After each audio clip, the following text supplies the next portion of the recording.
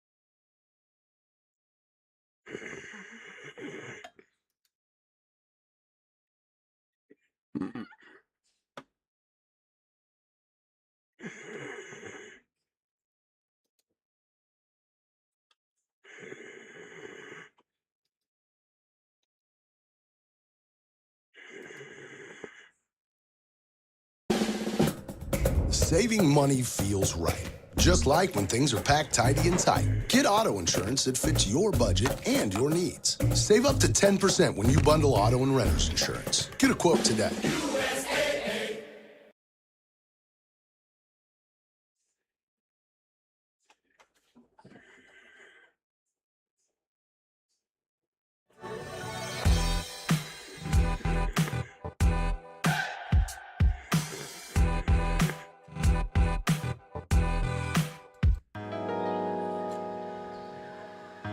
Brand new hood, you come to me.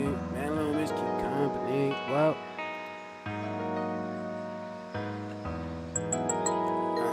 it's a baby, she rollin', she wanna fuck with me. It's a baby, she rollin', she keep me company. I tell her, baby, she rollin', she keep me why. It's a baby, she wanna fuck with me. I tell the bitch, keep going. I tell the bitch, keep going. I tell the bitch, keep going. Yeah, I tell the bitch, keep going. Yeah, fuck it. I'm getting paid in the middle of the day and the weekend coming, baby. You know we got phone and we know we get it running on the road, running. You know we be running on the road, running. Real legend in my city. Bad bitches think I'm cute, but she call me pretty. Now fine, and she call me handsome. For the meantime, call me handsome. Fuck it, you can get with this, or you can get with that. Baby, tell me where you at. Put my city on the map. Tell no shit like that, I got hella fucking facts. Speaking of some shit that you ain't never did, racks on top of racks. I did that shit again, and I fucking again. In the pen, had the belly mad and do it again. Fuck it, after my cuz I ain't lacking. I tell that bitch what's up, I said 20, fuck it, I'm a sin. Bad little bitch, wanna get up in the bins. Telling shit, telling shit. Fuck it, I can get it in, got it out the pen, got it out the mud. Eating fudge, camera coming up, baby girl. Baby girl, I can really write your world. 20, when I spin, baby, come and get it. baby, it was with it doggy style. That's why she like it when I'm coming out. Yeah. Big bands hella in my pocket, you can't understand. On the gram, baby, they be flexing, doing what they can. Only posting when they on vacate. Man, I'm posting every fucking day. Bitch, I'm on the road running. Roll something, roll something in a pen. Making Benjamins, yeah, I'm icing again and again. Gonna call your friends, baby coming in. Pack coming in the mail. Baby, can't you tell? With the smell, baby, can't you tell? I came from hell, say. Only y'all can judge me with you, yeah. Only y'all can judge me with me. Yeah. Only y'all can judge me with me. Well, I'm getting paid, not every day. Fuck it. I had to make a couple plays. Fuck it. I had to do it in a face. Fuck it. I had to do it every day. Fuck it. In the pen. Fuck it. In the pen. Baby, can't even do it. Had to spend a couple dollars for that 2020.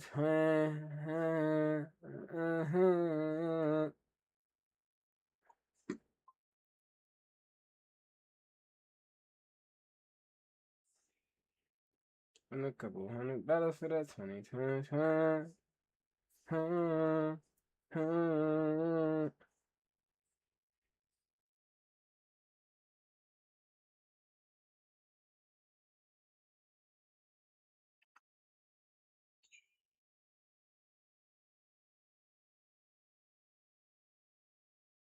Let's get it.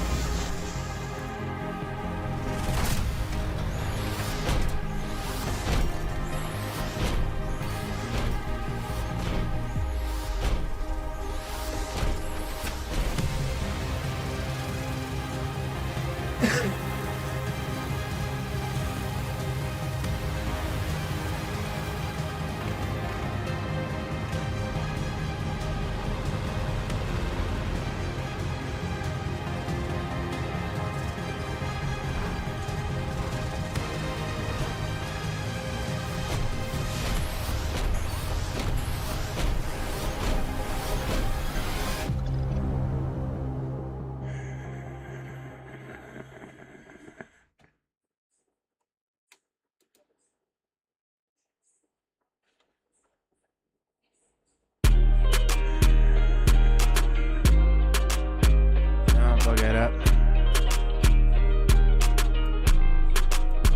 Can you fuck it up? Hey, baby girl, can you fuck it up? Yeah. Get my eye, tell my nigga done. Get my eye, you tell me you ain't done nothing. Get my eye, you tell me you ain't done nothing. Tell me get my funds up. Tell me get my funds up. Funds up. I'm gonna get money. I'm gonna get paid. Bad bitch, she just wanna come with me today. Like being here from the pen, okay. Like being in and okay. Running, road running. Tell me you had fun then. He coming. Tell me that you're coming. He coming. Why you running? That was something.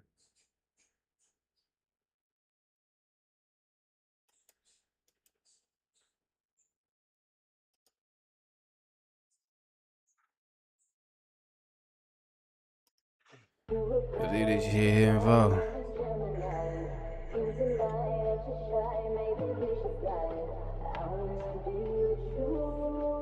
I need it, baby. Lay down, Corey. I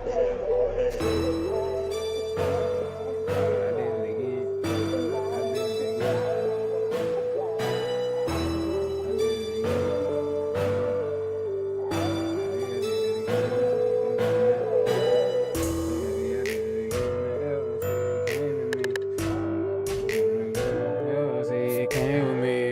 Bitch on that back for the weekend. Put that bitch in that back of the. Put that bitch in that back for the weekend. Put that bitch in that back for the. Put that bitch in that back for the weekend. It's that bad little bitch keep her kicking. Do the low.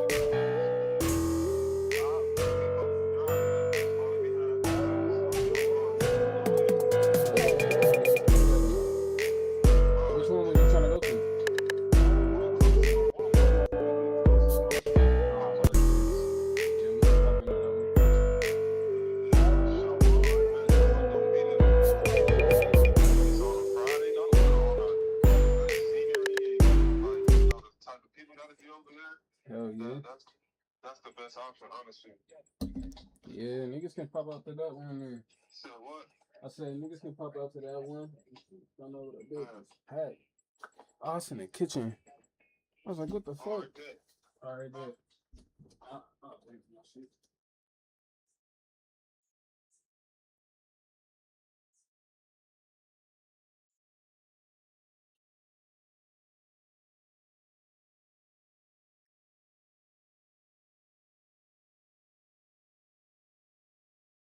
You know we keep that pack on. It's in the mail. It's in the mail. Can't you tell?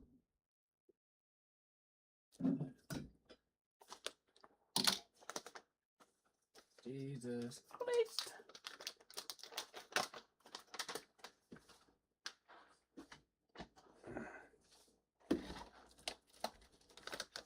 Gotta pour that. Nature. Gotta pour this nature real quick.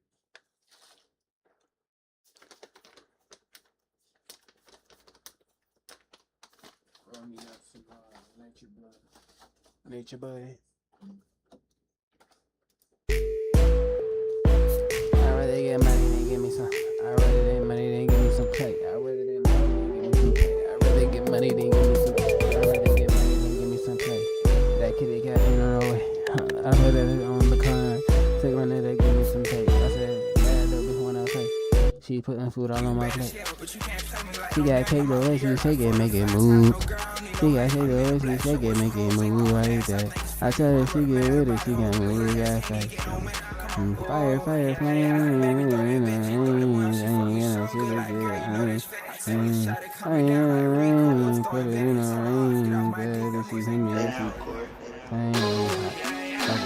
it's on fire, baby, with it. It's on fire, baby, with it. It's on fire, baby, with it.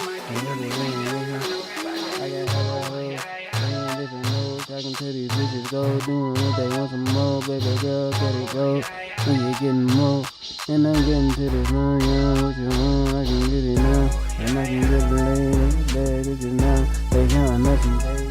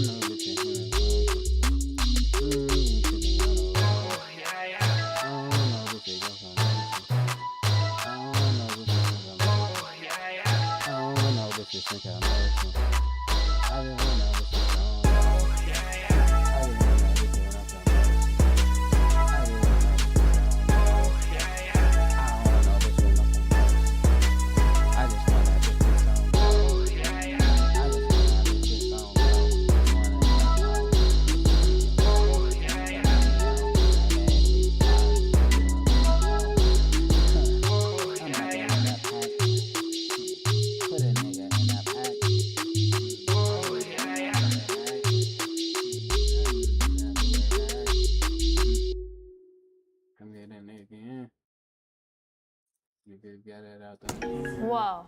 What's that? I just built a budgeting app in Base 44. Guys, Nina just built an app. Impossible. Nina can't code. Interesting. Can it generate reports?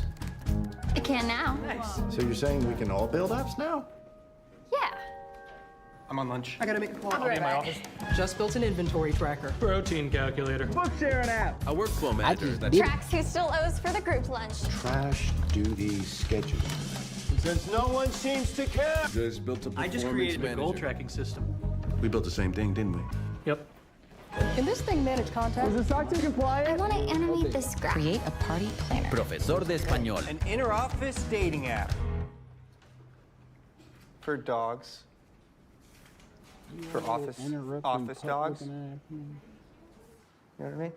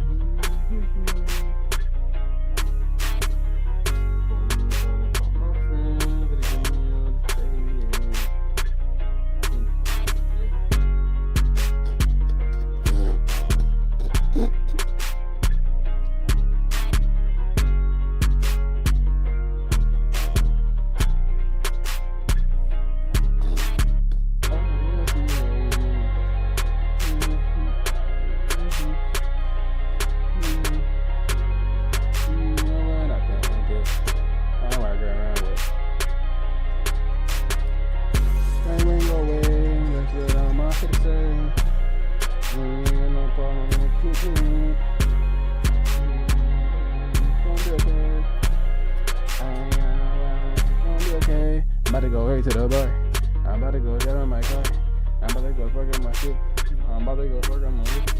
I'm about to go get it. I'm about to get some money. I'm about to get paid. Okay. I'm about to get some money. I'm about to get some paper. Okay, okay. It's a brand new day. I'm floating on shit. What the fuck is you saying? Bitch, I'm trying to get lit. And I'm looking at kicks. Look at that bitch. I look at that what? I get on that rich.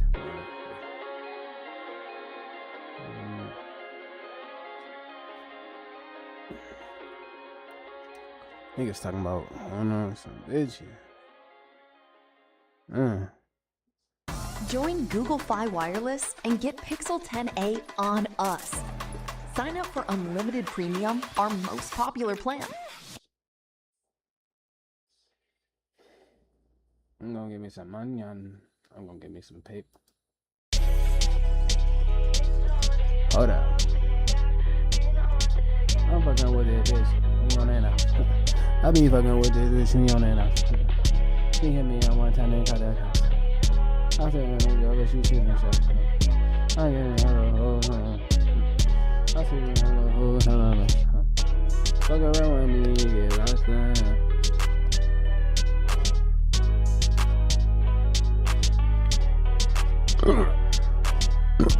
You have different kids and son.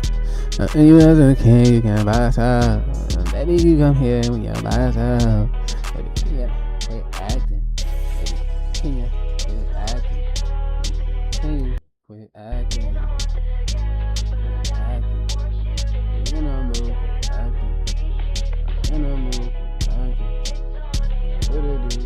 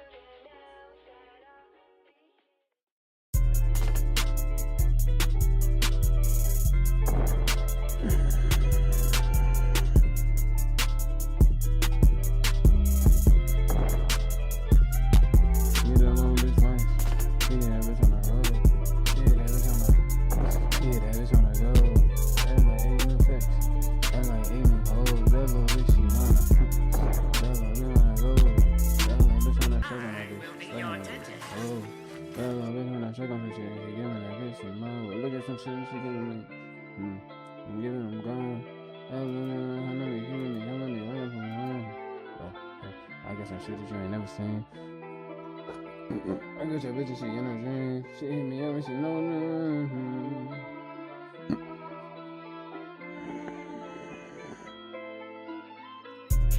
I gotta get some money. I gotta get me some dough. I gotta get me a bad bitch. She working with me on the. You know that I'm getting the green, I'm in the shit. You know that I'm getting the green, I'm in the shit. Wow. You know that I'm getting the green, I'm in the shit. I'm walking with your bitch, you know that I'm saying shit. I'm getting the money, I'm getting the dollars, I'm getting the pay. I don't know where I was the money, but baby, I'm gonna be okay. I'm great. I'm living, little bitch, I'm live. I'm living little bitch, I'm live. I'm turning a bitch on the right side. I'm turning a red on the right side.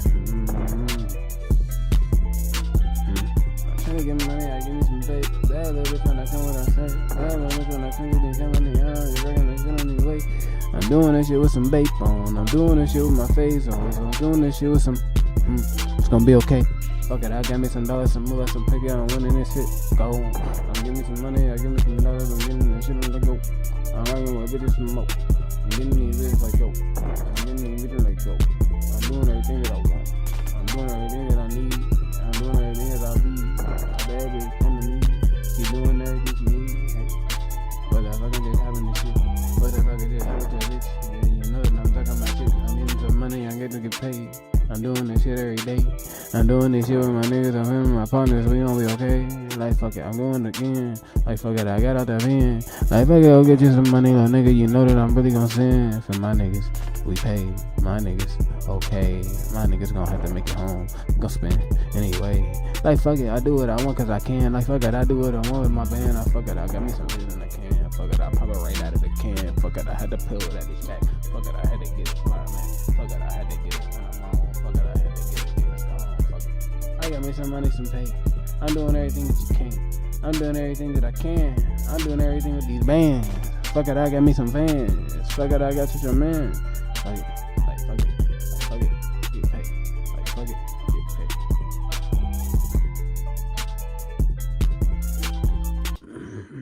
Look at his face. He looks retro like controller here, plugs right into here, and then connect it to your PC. That was kind of the light bulb when I first saw Flux. I could create something and I can easily share this with my community. My name is Robert Dale Smith. I'm the founder of Controller Adapter. Before I jump into Flux, I usually have a prototype. First step would be map out that schematic into Flux and then move over to designing the PCB. I can easily describe what I'm trying to build, like a Super Nintendo controller adapter. Sometimes within an hour, I can have something ready. It's pretty mind-blowing. Flux is gonna make your life a lot easier.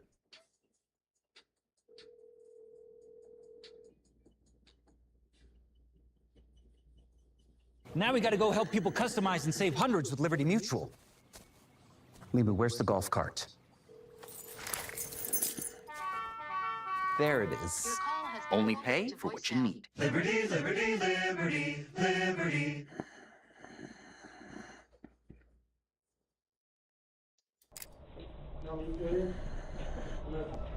I think you can sit right there. Walking into this interrogation room is 16-year-old Bakari Williams and his mother. Mere seconds from now, Bakari's mom is about to be handed down a devastating revelation. How old is she? 16. Show me. And I walk out and you don't want to say anything. But do what's right. Bakari's mom has just realized that her son's life is over for murdering 19-year-old David Lyons. But this crime is not that of Bakari's alone. It's that of 3 ruthless teenagers. Over the next several hours, detectives will now begin to comb through each one, through snitches, terrible lies, and surveillance footage, getting to the bottom of what happened to David. Let me explain something to you, okay? My friend, this is a serious deal. You're talking about murder, you're talking about the crime of all crimes. Darrell, are you the shooter? On April 20th, 2020, police in Florida were called in reference to a shooting that occurred in the middle of a residential street. When they arrived, they discovered 3 teens standing over the body of another, 19-year-old David Bartholomew Lyons, who had died from a single gunshot. It's always devastating to see someone who has their whole life ahead of them gone in an instant, especially when the reason for his death is as heinous as the one police would soon uncover. Because, though his 3 friends that had been traveling with him proclaimed innocence, that wasn't the case. And the date, 4/20, has a lot to do with it, if you catch our drift. First, police spoke with 16-year-old Bakari Williams, who was one of the boys at the scene. Because of his age, his mother joined him, which isn't the saving grace he was probably hoping for. First and foremost, I know you went through a horrible thing that somebody your age should never, ever, ever see in their lives. This is a crappy thing, and I'd like to tell you that it's going to get better anytime soon, but it's not. You're going to remember this for the rest of your life, and this is going to hurt. Okay? I don't think that anybody 18 years old should be a victim of this. Okay? Nobody. From what I know of this kid, He got in a little trouble, but just stupid crap. But he was a good kid. That's everything I've heard. Is this is a good kid. I know his mama very well. So here's reality. Here's the truth, okay? This kid has got beef with somebody, somehow, some way. And the only way I'm going to find out who, because I can't ask him, is from you guys. You guys are his friends, his brothers, your buddies, okay? And if he's got beef with somebody, if there's something going on, no matter how stupid or how big it is, I need to know what it is. I didn't really know him. You didn't really know him? No, I was just in the car, just going with him to get him. Okay. Who did he call to tell come get him? I don't know. I was just in the car, so. Okay. He didn't call your phone? Do you have a phone? Yes, sir. You do have a phone. Okay. He didn't call you? Yes, sir. Okay. And where were you? I was in the car on the left side. On the left side, meaning the driver's side? Behind the driver. Behind the driver. Okay. Where was he trying to get into? On the right side. On the passenger side, in the back seat? Yes, sir. Okay. So I'm assuming Terrell was driving. It's his car. And you were in I'm like, what the fuck? the rear driver's side. Right? Yes, sir.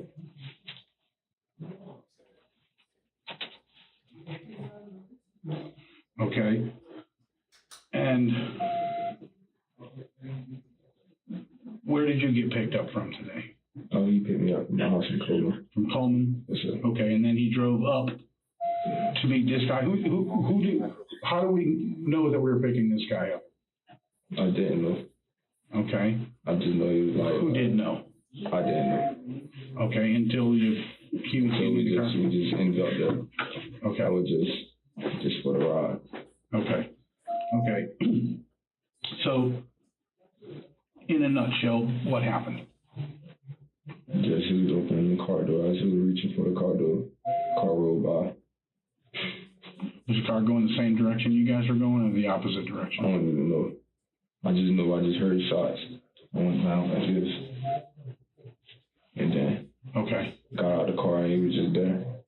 Okay. Did you see the car leave? So he went down that street. Head to the apartment? Which way? Like, all right. He's pointing south on Warfield. Okay. I just want to make sure. Once he got out the street, I don't know where he turned. I don't know if he went straight, left, right. Okay. When you were pulling up, where did you first see him?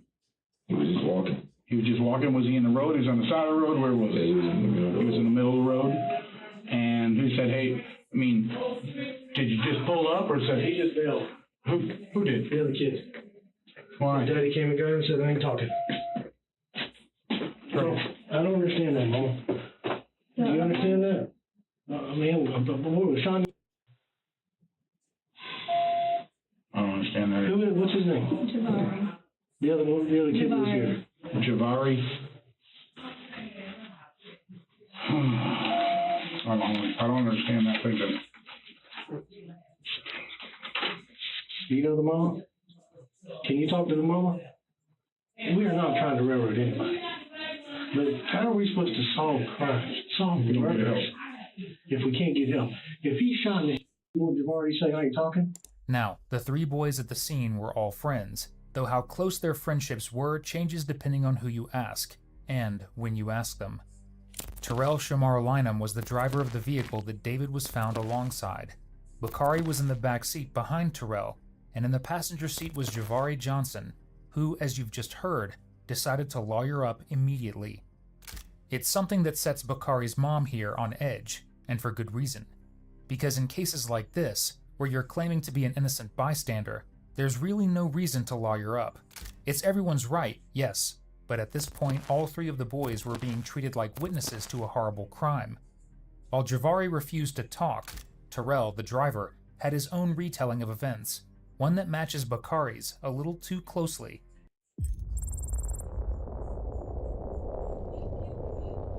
We've run out of options, Theseus. Prepare for an orbital strike. Are you sure, Nessa? I don't like it either.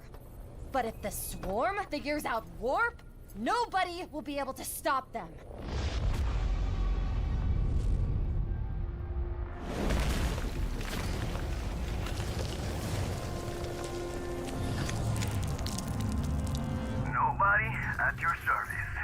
Booker? What the hell are you doing? I was about to ask you the same. You know, nuking a warp site is a good way to start another cataclysm. I know. But there's no other way. There is always another way. Booker, clear out now! We need to stop the swarm from spreading. I can't risk everyone to save you. Well, I'll consider it. But you got one thing wrong. I'm here to save you!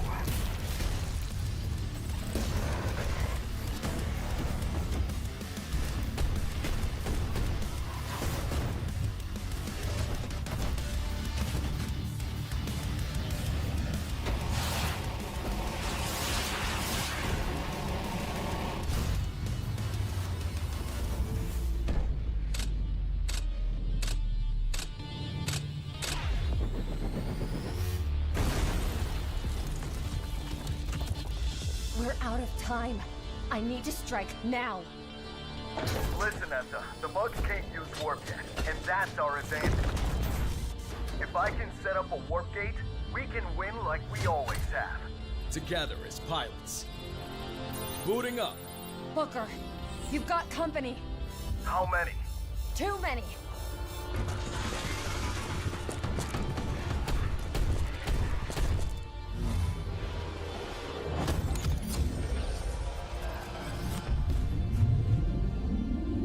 Watch out!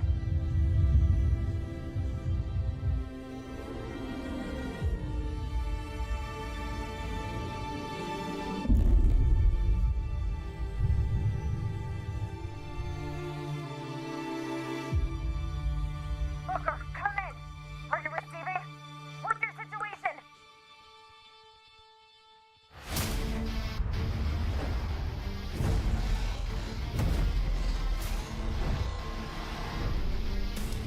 Hey! Need a bit of help? Theseus? Nessa? What about the orbital strike? Well, if we do win this, We'll win this. Like we always have. together, as pilots. Eyes up, everyone. Bastion detected.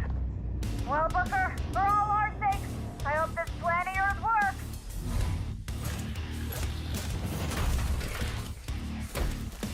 Come on, come on. Just a little more. Got it!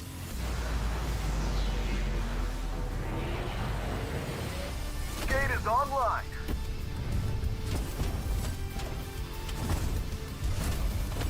Come on, pilots. Let's crush some bugs. All right, let's go! Woo!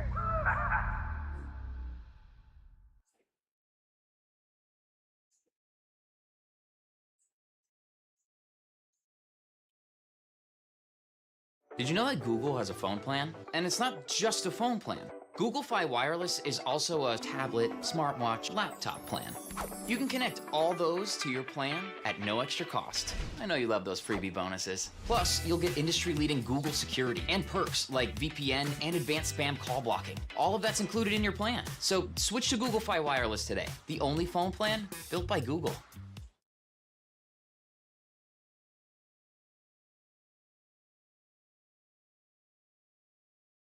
Though he does have a little more heart. But before we move on to the details, be sure to subscribe if you like watching killers like these teen geniuses get caught in their own lies. That's literally all we do here. I stopped to get him. As soon as he opened the door, I heard, ow. And that's when I looked. I was driving, so I just looked. My car still driving. I just looked back, and I was like, what the? And then I just looked. I seen him like this. Then when I seen him like that, he was like hopping, trying to, I guess he thought they was still shooting or something. Then he was running, then I jumped out of the car, threw the car apart, took out running after him, grabbed him. And then he just, when I was about to grab him, he dropped and I grabbed him. I was trying to find out where he was shot at. And then blood was coming out, and that's when I ran to the car. They was coming, and I just snatched one of their phones. I said, call the police, call the police. I snatched, and that's when I talked to them. Then. Okay. Did you see the vehicle they were in? It was a white car. White car? And like I told you, where my car was swimming, they took off up that road. My car was right here, just in the car. Then we just heard shots. And that's when I turned around, I was like, he was doing like this, and then he was like hopping. hopped in, and I just jumped out the car. And I just took out running, and he dropped, and I took out running towards him. While I was running towards him, he dropped. And that's when I went to stand over, I was grabbing him, trying to see what he was shot at. And I was like, call the police. And I ran back and grabbed their phone. And that's when I was talking, and that's when y'all came. Okay. And did you see which direction this car came from? This white car came from? No, I just knew it. Cause I was driving, so I wasn't really paying attention. I knew it didn't come from the front of me, but I was seeing it. Okay. Okay, and do you happen to know what kind of car it was? Like I said, I think it was a two-door Honda, a white one. But I don't know for sure. It was a small car, so I don't. It could have been a small four-door, two-door, but I knew it was white for a fact.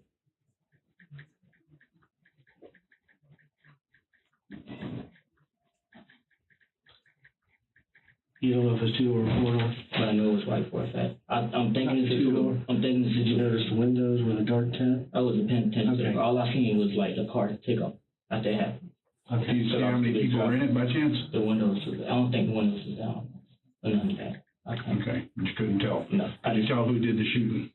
No, I was just too focused on who shot, what the bullet was. Because I heard it, but I was like, I couldn't believe it. So I turned around and I was like, look. And then that's when I seen him. That's when I looked back, the car was still rolling. And then I stood in park and jumped out and took out running. Okay. This is difficult, but I need you to tell me the 100% truth. Okay. Yes, sir. Does he sell? I don't know. There's a chance. I'm keeping. You know what we're talking about right now? Yes, we're talking about, in terms of crime, a murder is the Super Bowl, World Series, WWE Championship. All that. Nothing else. I know, like he got in trouble for it. Okay. Before. Because no matter what you say, he's not in trouble. Yeah. He did. Yeah. It's a chance. And it could be motive for the reason this happened. Yeah. So everything about this is only gearing towards who to put him in jail, whoever did this. Okay. So he's gotten in trouble for it. Yeah. Okay. Because that's how me and him started going to the same school. Because we started going to South Central. He got kicked out of Y'all were getting together to hang out. Again, you are not in trouble at this point. Neither are your friends. And we're not trying to indict someone. Is the possibility that y'all were going to do some drugs today? No, I don't. None whatsoever. I don't know. I'm not asking because I'm saying you do. I'm asking because that's what I understand. I don't smoke drugs. What about your partners? Yeah. Okay. Is there any chance they could be meeting him to bite? No. Like we don't. They're just friends. Yeah. Okay. All right. And because I don't want to play like that. If it was some drugs in our car, it's because they put in there, but I don't play like that. No, I'm saying like if he had something, I don't know. I don't care what we find in that car. Yes, sir. I'm trying to find anything involving in this murder. Yes, sir. I don't care if I find. If it involves this murder, then I worry about it. But I don't worry about putting it on somebody. I worry about it connecting me to whoever did this. Yes, okay. So far, everyone's stories largely match up. Unfortunately for them, those stories don't match up with the evidence. Like the fact that David was actually shot while sitting inside the car, not approaching it from the outside. On top of that, Terrell has no problem admitting that David may have sold substances. Bakari, on the other hand, insists he had no idea. In fact, he insists he has no idea about a lot of things, something that his mother is starting to question more and more with every passing moment of the interrogation. I don't get it. I don't understand it. Why you wouldn't want to find out who killed your friend. Yeah, maybe it's just Dad's knee-jerk reaction. Hopefully, I think that's what it is. let's hope he comes off of it because he's from Miami. So Well, if you can talk to Mama, that would be. Okay, so you're driving up this way and you see him walking. Okay. Do you know if you pulled off of this side of the road or this side of the road to pick him up? Or did you just stop in the middle or what? We just stopped like right in front of him. Right in front of him. Not like I'm in front of you, but like just like, all right, can I stand up? Absolutely. All right. You're not in trouble. You're not a suspect. I'm asking you for your help. Be like this, like this part in front of him, like so he can like walk up a couple steps and just open the door. Okay. And you didn't see this car coming from anywhere? No. Didn't even notice it, didn't observe it or nothing? No, sir. And all you saw that when It's way up here. So when he leaves, did he have to make a big wide turn or a U-turn or anything like that to take off down that road? I just know he didn't make a U-turn. I just know he had to make a turn. I don't know if what kind of turn. Okay. I don't know. I just seen him like jerk the car to the side, and I just. Was it a black boy, white boy? I don't know. Do you know what part of the car he was sitting in? I don't know. I just seen the car. What was the car? It's a 2-door Honda. 2-door Honda, and you're 100% it was a Honda, or just a 2-door? Switch to Google Fi Wireless and join our most affordable unlimited phone plan with the basics for just $60 per month for 2 lines. The Unlimited Essentials plan comes with all the data, calls, and texts you need anywhere in the US, all delivered with top priority data speeds on an ultra-reliable 5G network. You also get full connectivity for select smartwatches at no extra cost. It's wireless reimagined by Google. Switch to Fi today.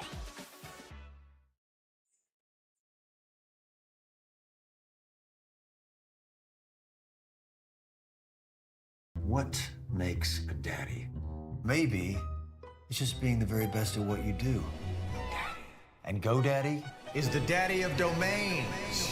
Domains that give you an AI-powered website and marketing tools to grow your business, like I did. Get the right domain and the world will know your name because you're more than an idea. You're the daddy now. Get everything to grow your business, only from the daddy of domains.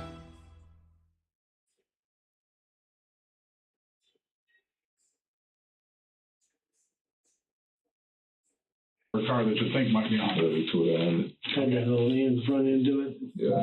I'm familiar with under Accord. Was it an Accord? No. Civic? Yeah. Okay.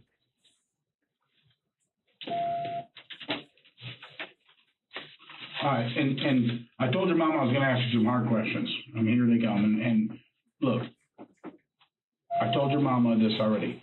I have one and only goal, is to catch the big person who pulled the trigger to kill that little baby boy. And I'm sorry, you're a baby boy too. You're young. In our world, you are. I know you're a grown man, but in our world, you got your whole life ahead of you. So that's why I'm saying that. Was he selling at all? I don't know.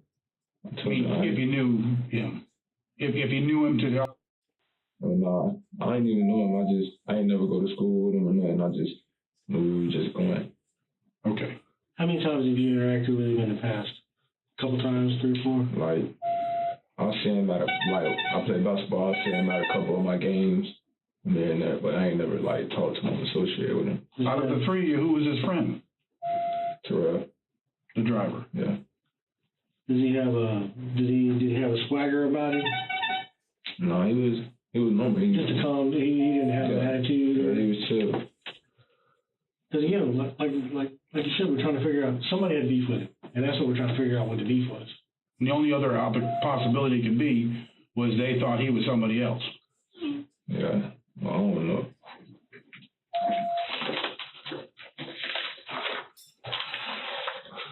And the reason he keeps running in and out, he's trying to get this information out as fast as we can, because we got about 5 agencies looking for this car now, including 3 helicopters. Can I speak with you outside? Sure. In a minute, buddy, okay?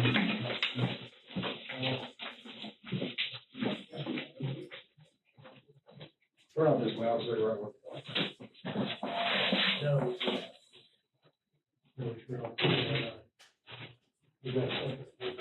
Being called a baby boy doesn't exactly vibe with the whole gangster thing Bakari is trying to present out on the streets. Neither does having your mommy in the interrogation room with you. But even worse than having your mom in the interrogation room with you is her asking to speak with the detectives privately, because out there, she can speak her mind.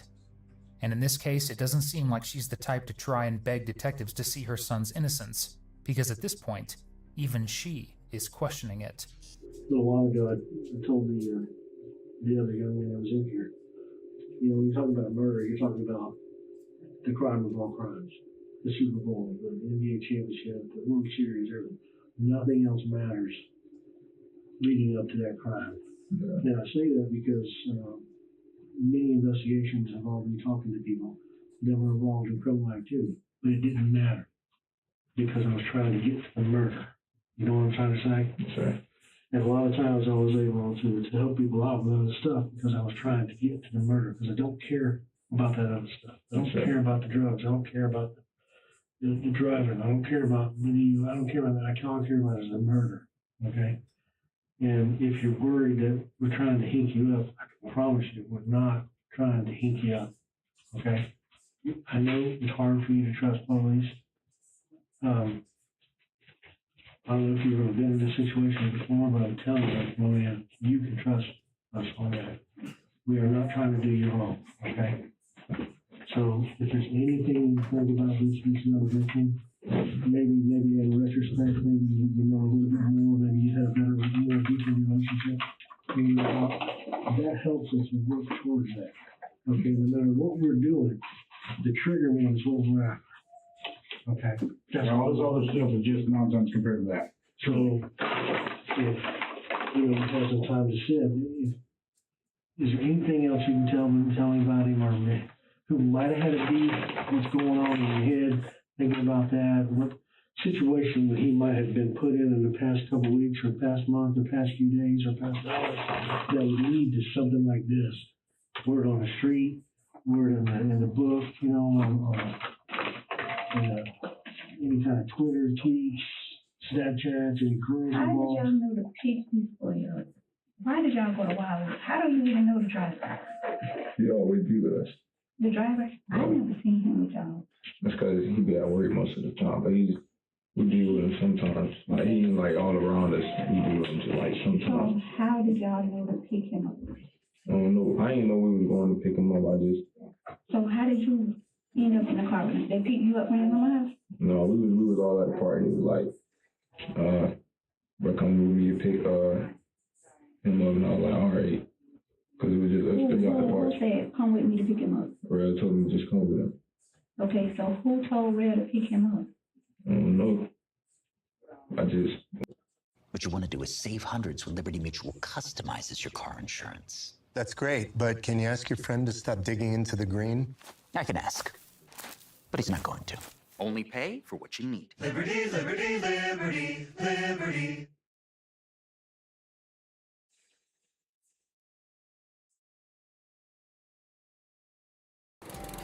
I have free time now on the weekends and evenings, even though I'm running a busy lawn care business. I use Jobber. I can have quality time with my family. And I'm not worrying about invoice, schedule, or chasing payments. Start your free trial today.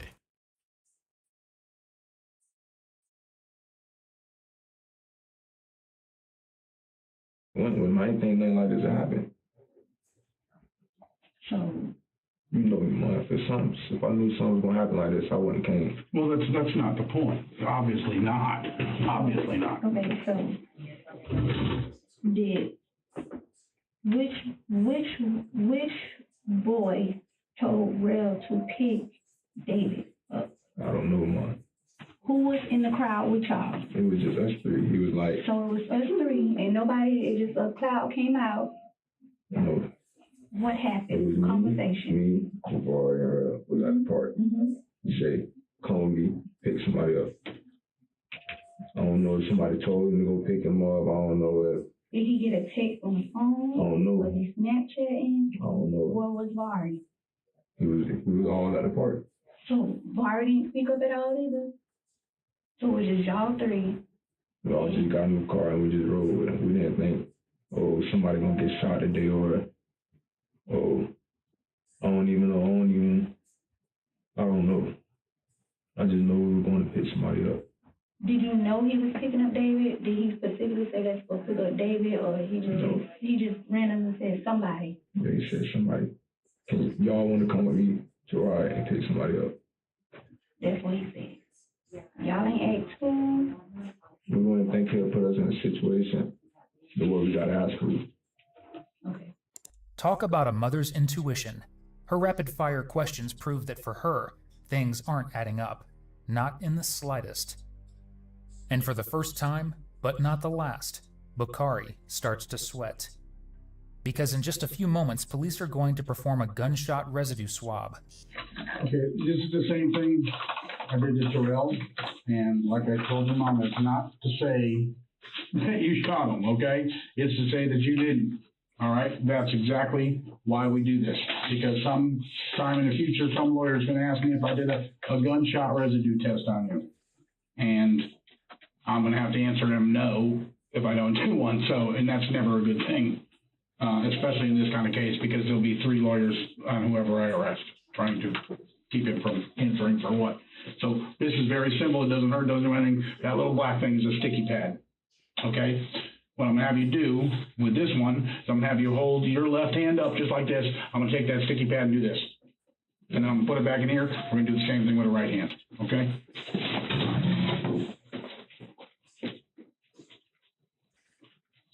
How are you doing with all this now? You doing all right? I don't like this. Mm-hmm. No, I don't. This is not how you want a day to go in the least bit. Well, we got to go talk to David's mom and tell her that one of the boys that their daddy wouldn't let him talk to us. So. Yeah, that's horrible. I don't understand. I do understand it in a way, but reality is that boy just witnessed something horrible and obviously knows more because he is the one that got the phone call to go pick him up, and that's. Okay, being that you said that, so Barry got the phone call for him to go be picked up. So I ain't never say that. That's the other boy told us. So how did you miss that conversation if you three was there together? You know, always when I'm at the park, I'm not chilling. I'm playing basketball or something. I don't know what they had going on. I just know that I got in the car to go pick him up. He's gonna shoot him. Shoot an answer.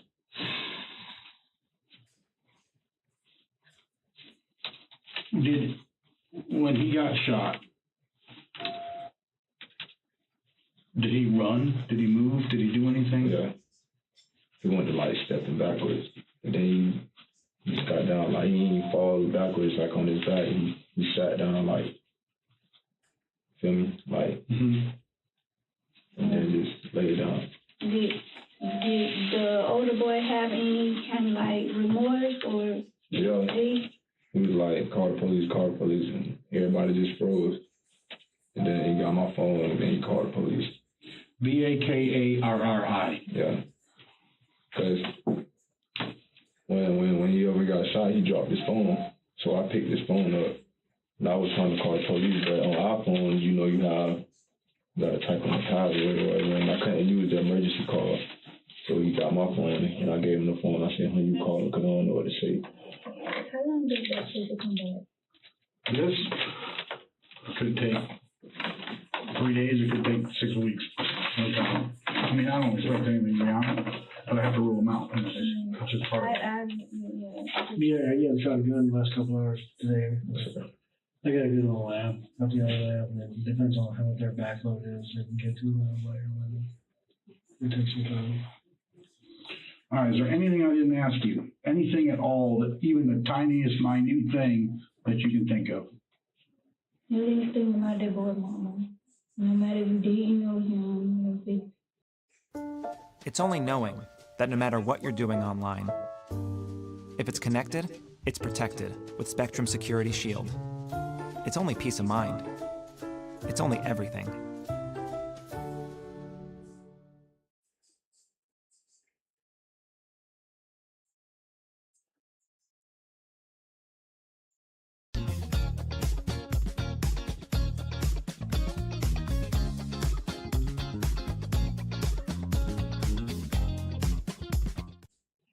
whatever, you heard how his mother was breaking down. That's not right. He has a niece, he got sisters, he got his mama and his daddy, and they're real good people. I know his family.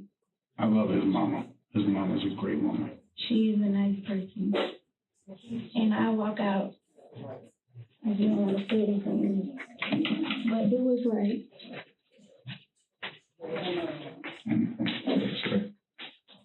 He didn't know that he sold drugs or anything like that. That's about his girlfriend.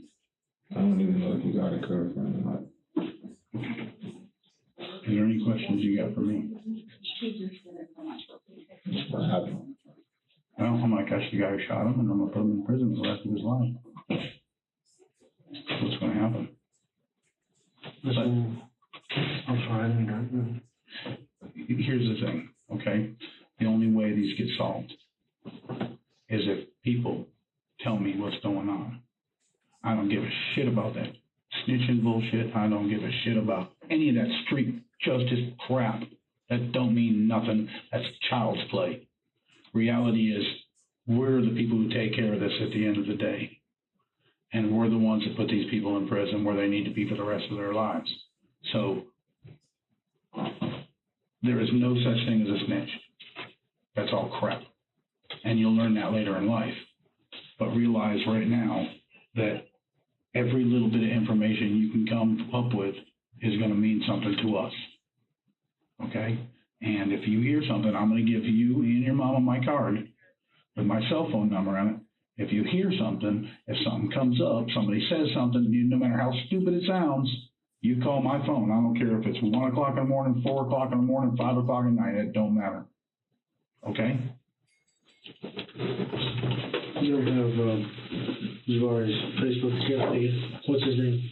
No, I ain't got a Facebook. You don't got Facebook? You got Snapchat? Anything like that? He don't get on social media and stuff. He young. Well, I mean, I'll be honest with you. It looked like he wanted to talk. Looked like his mama wanted him to talk. Looked like his daddy didn't want him to talk. I asked some I appreciate you talking. That is us. That's me. That's my cell phone number on the top end right there. Okay? And I'm going to give this to your mama. Well, I don't blame you. I don't blame you, but it ain't going to be for anybody. It's going to take a while. It ain't going to be for you. It sure as hell ain't going to be for PJ's mama. You know what I mean? And unfortunately, this is a horrible, horrible thing that you're not going to forget anytime soon. It's just going to stay with you for a long time. And I'm sorry, and I do appreciate you talking to me. Okay? All right, let's go see your mama. With that, Bakari is set free, for the time being. But as police continue to investigate, none of the pieces of the puzzle the boys presented to them clicked into place. And on the hunt for the weakest link, detectives returned to Terrell, hoping he would tell them the truth once and for all. You came up here on your own free will, right? Okay, I didn't force you or anything like that. Be glad to come up okay. Some people try to use that against y'all before. Right. There's some like rules. Yeah, there's so many dumb rules and stuff that we got to follow, and it's just one of those things. All right, so give me your story from the get-go again. Like, you talking about like as far as like wanting to get in? Yeah, what happened from, say, the time you picked up your friends in Coleman? And No, I didn't get in Coleman. You didn't get in Coleman? I told you when I was at the DMV. It was with my homeboy, and then it was like they wanted to rob me. Plus, because we were supposed to go have fun and all that. Okay, do me a favor.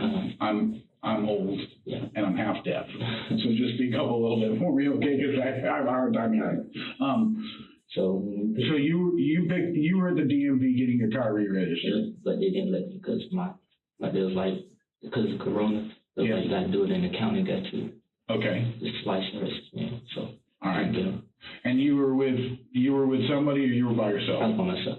Okay. And who did you see there? No, I seen them. Then after that, I seen them.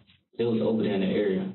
Then they was like, I would pick them up. You saw them just walking around? No, they was with my homeboy, my other homeboy. Who's your other homeboy? Mason. Mason? Yeah. Mason what? Shin. Mason. Yeah. Okay. I picked them up from him. And you didn't pick up Mason? No. You took them from them? Yeah. Okay, and then when you say you picked them up, who were those two? Bakari and Pookie. Bakari and Pookie. And Pookie. What was it? Jabari? Yeah, Jabari. That's what we call him. You call him Pookie, okay. That's what I always know about. Yeah. It's Pookie. Mm-hmm. Sorry. All right, good. Okay, so after that, we picked him up. We was going to get David. So we're going to get David, and then we riding around Cranston. So then when I finally see him walking, I pull up, he opened the door, I hear pop, a loud shot, and that's when I look, I said, Join Google Fi Wireless and get a connection that stands out from the crowd. Enjoy faster speeds in millions of locations with Wi-Fi Auto Connect Plus on your Pixel phone. Count on premium and secure Wi-Fi in participating shopping malls, stores, restaurants, and major airports. Switch to Google Fi Wireless today.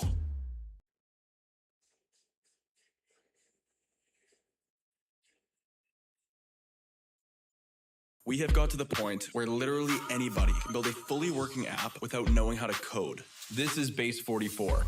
This is a first look at the current industry-leading AI app builder, and you wouldn't believe the kind of apps that people are creating. Smart nutrition apps, inventory trackers, onboarding tools, you name it. And if the only thing stopping me from making the app is the idea, then why not build an app that gives me endless app ideas? So let's make it. Pro tip, I draft the full app spec in ChatGPT, and then I drop the prompt directly into Base 44. It gives me super detailed structure. And here it is. Everything I laid out in detail as it goes. This is pretty awesome, but I want to make it playful. So I'm going to add a swipe left and swipe right interface. The same usability we all know.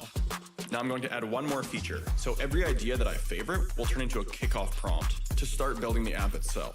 And that's it. Just come up with your idea, any idea, and Base 44 will do the rest. So go to Base 44 and create apps with your name on it.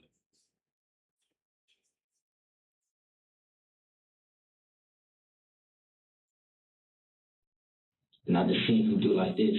Okay. Like I just seen him, and then he just went like running, but he wasn't running, but it was like he was just then I jumped out of the car rolling. I didn't jump out yet, but when I turned around, I was like, the car was rolling. Then I had to throw it in park.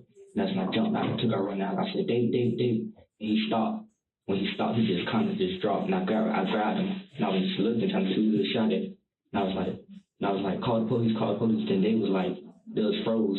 They called him, but it was like frozen. It was like just, he dialed it, but he didn't. I just snatched the phone from him, and I ran back to Dave, and I was like, my friend got shot. He got shot. It was like, where are you? And I was like, by a graveyard. Then Dave was like, then I don't know how they found my location, because I'm not good at telling location. So then they pulled up. He was like, I'm grabbing him, trying to see what he shot at. I couldn't find it, but I'm holding him. I'm trying to see what's going on. But when that happened, when he first got shot, when I jumped out of the car to go run out to him, I saw a white car. When it passed, was going full speed down the road. It hit it right and kept moving. There's a major slip-up in Terrell's story here that cops don't actually address in their interrogation. The fact that if David was shot the way he claims, by a random car behind him, the entrance wound would have been, well, behind him. But it wasn't. The gunshot wound was from the front, indicating that it came from someone in the vehicle. And there are plenty more pieces of evidence pointing to that fact. Let me explain something to you, okay? All right. I'm going to get a little closer to this. All right. Let me explain something to you.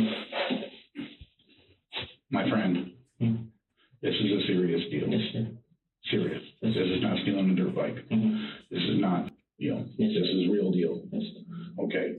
And there's things that came up in this situation, okay, that are different from what everybody's saying. Yes, sir. All right. I need you to understand something, okay? There's a reason why I brought you in here and nobody else. Yes. Okay. The reason I brought you in here is because in my heart, I think you're a good kid. I think you are a smart kid, and I think you've got a lot to offer this world, a lot in your life ahead of you. But this scenario didn't happen. It's not right, okay? And I'll explain to you why later. But reality is, this scenario didn't happen the way you said it did, or the way Bakari said it did. It was something totally different, okay? And my job as an investigator is to simply find out facts, and at the end of the day, write them down. I have a pretty boring job, believe it or not. But my whole goal is to find out, as accurately as I can what exactly happened and write those down on paper. And then once I get done that, I hand that football to somebody else and let them deal with it, okay? And 90% of the time, that football gets handed over to the state's attorney, all right? So this situation did not happen the way you guys are telling me. And I'm sorry to say that because I like you. I think you're a good kid. Yes, sir. But first and foremost, there's a road that goes like this, okay? And there's another road that goes like this. Like this, right? There was a lady who came up this road, saw 4 of you standing at the car. Okay, 4 people. There was 4 people standing in the car. But she turned down here. Okay. Then she came down here and went around this way. And then she came up here and she stopped because she saw David laying in the roadway. Well, I didn't see her. So. Okay. Well, 3 people were standing here and 1 person was standing here. I think that's the police came, right? But this is long. But I don't know how long. I don't know when she came. I didn't see her. None of that. So, but I know when they had the tape out, it was like me. It was just the other officer. Before the first person showed up. Before the police officer showed up. Fun fact, Google Fi Wireless has unlimited phone plans from $60 a month for 2 lines. That voice you're hearing in your head, that's your budget saying thank you. You're welcome. It is the only phone plan built with Google account security and has perks like VPN and spam call blocking at no extra cost. So why do you need my childhood pet's maiden name? That sounds reasonable. Making the switch to Google Fi Wireless is simple. So what are you waiting for?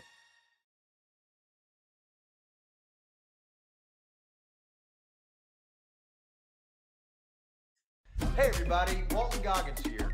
Starting a business is never easy, but with GoDaddy Aero, that endeavor is about to become a whole lot easier.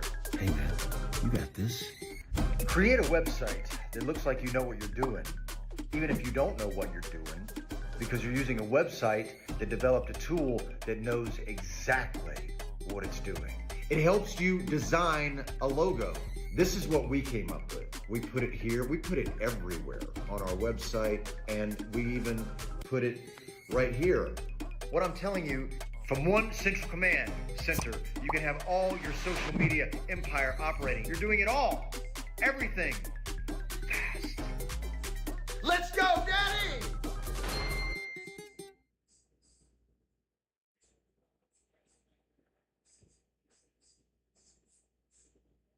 Here's reality. Here's reality. Listen, I know, and you know, that shot came from your car. Here's the difference. Here's the difference. I want to know, Terrell, are you the shooter? No, sir. That's what I need to know. Because if I thought you were the shooter, I wouldn't be in here. I'd be within somebody else. Do you watch crime TV ever? Okay. This is how this works. There was 4 people in that car. One of those people are going to talk to me. One of those people are going to tell me what happened. The reason you're here is because I want you to be that one person. That one person is the person at the end of the day who gets shed in a totally different light than everybody else. That's the person that helps us. And we help them in return, okay? Several things linked the boys in the vehicle to the crime. For starters, well, the fact that they were all there waiting for the police to arrive didn't bode well for them. But then, there were the cameras. Police combed every single security camera, ring camera, and traffic camera within a few-mile radius of the crime scene, and not once did the white car everyone claimed to see roll into view. Terrell's car, however, was on screen repeatedly. Then there's the fact that a blood spatter analysis proved that David was inside the vehicle when he was killed, not outside of it. But who was the shooter, and why? That shot came from inside your car. We did search your car. Yeah, I know. Okay?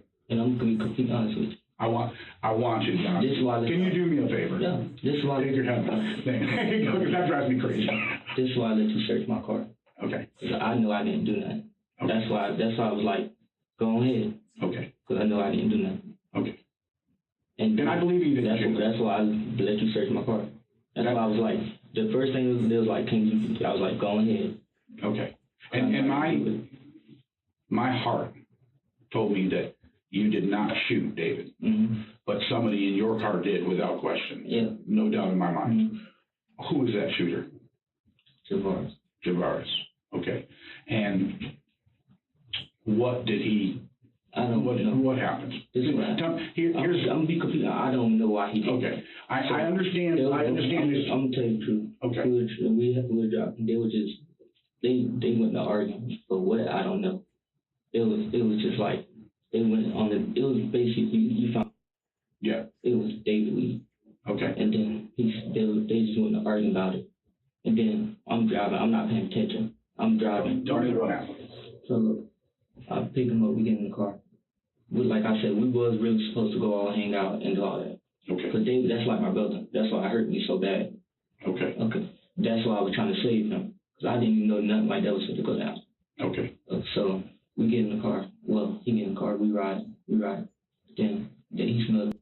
Then they just start arguing about it. I don't know what they had going on, but they was arguing about it. Okay. Then I'm driving. And what's his name is turned around and shot him. I said, boy, that's not David. I grabbed David. He jumped out of the car. David jumped in the car. I grabbed him. And that's when I had him on my arm and he was bleeding. I couldn't find out where he shot at. Okay. So let me ask you this. He turned around from the front seat and shot him. Yeah. Okay. Is that gun still in that car? Is that one of the guns in that car? Yeah, exactly. That's why I left him in there. Where was it? Where did it end up? I don't know. Because I don't know where they put it at and nothing. Because like I said, I ran out today. Well, I was told that there was 4 guys there, and David lay still laying on the ground, and we're missing one when we show up. No, it wasn't. There wasn't 4. I put my right hand on the bottom of it. Okay. Me, David. What did Javaris have to say? What did Javaris have to say? I didn't. This is what he said. He was like, I didn't mean to. That's what he said. I said, what? I really wanted to be it. La vida es impredecible. Spectrum Internet con fibra óptica no lo es. Es el Internet en el que más puedes confiar. Es todo lo que importa.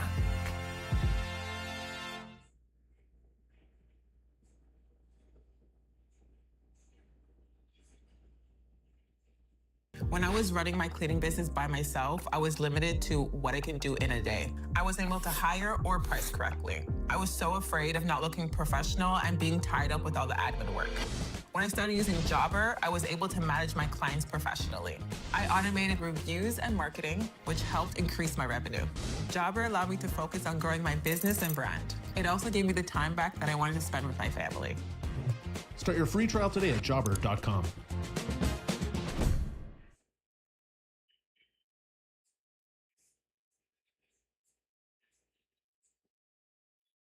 At the moment, but my mom was thinking.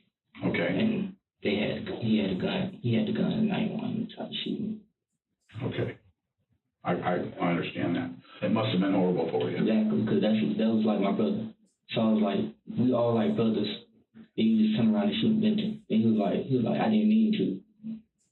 But what were they arguing about? I wasn't even really listening. I just when he just turned around and shot him.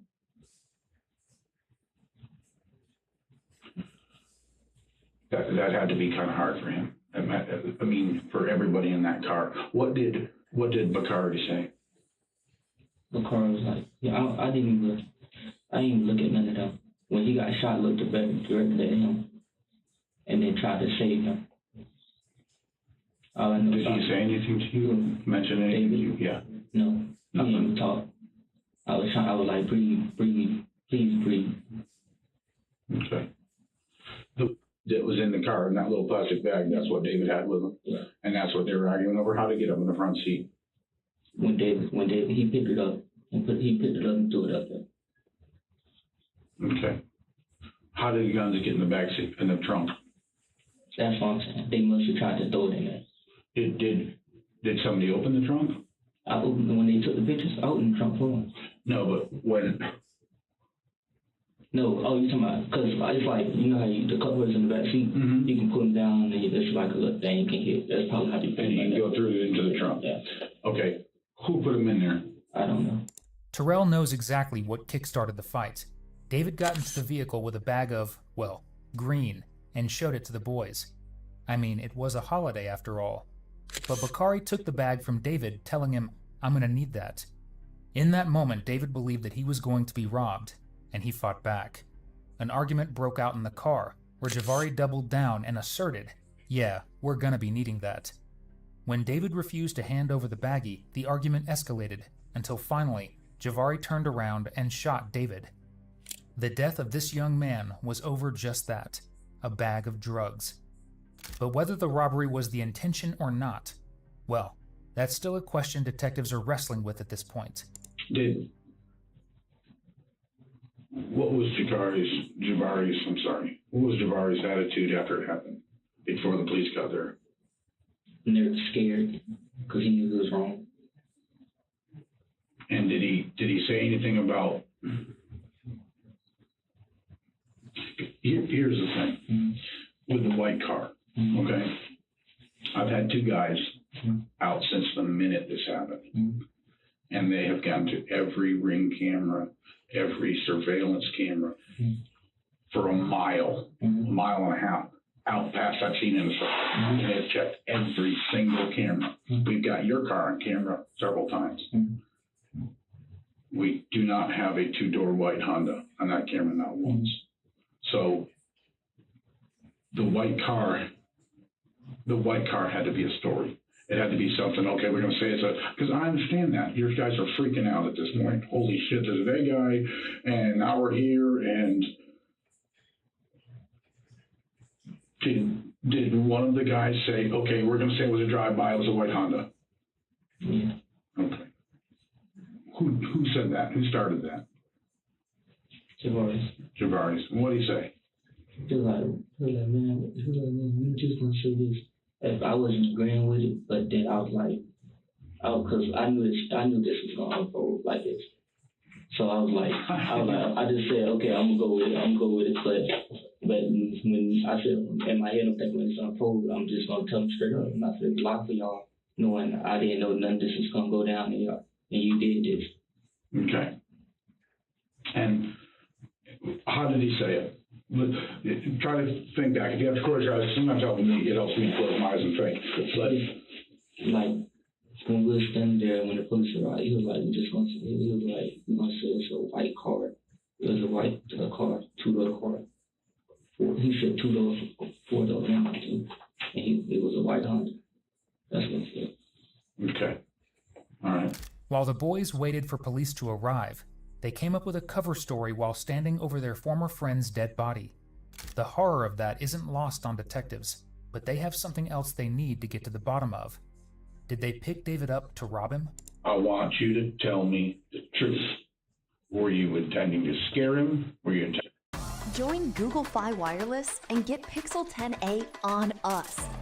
Sign up for unlimited premium, our most popular plan, and get maximum perks like hotspot tethering and high-speed data in over 200 international destinations. That's more than any other major US carrier. Plus, save $10 a month on your bill for 2 years. Make the switch and see why Pixel 10a is better with Google Fi Wireless.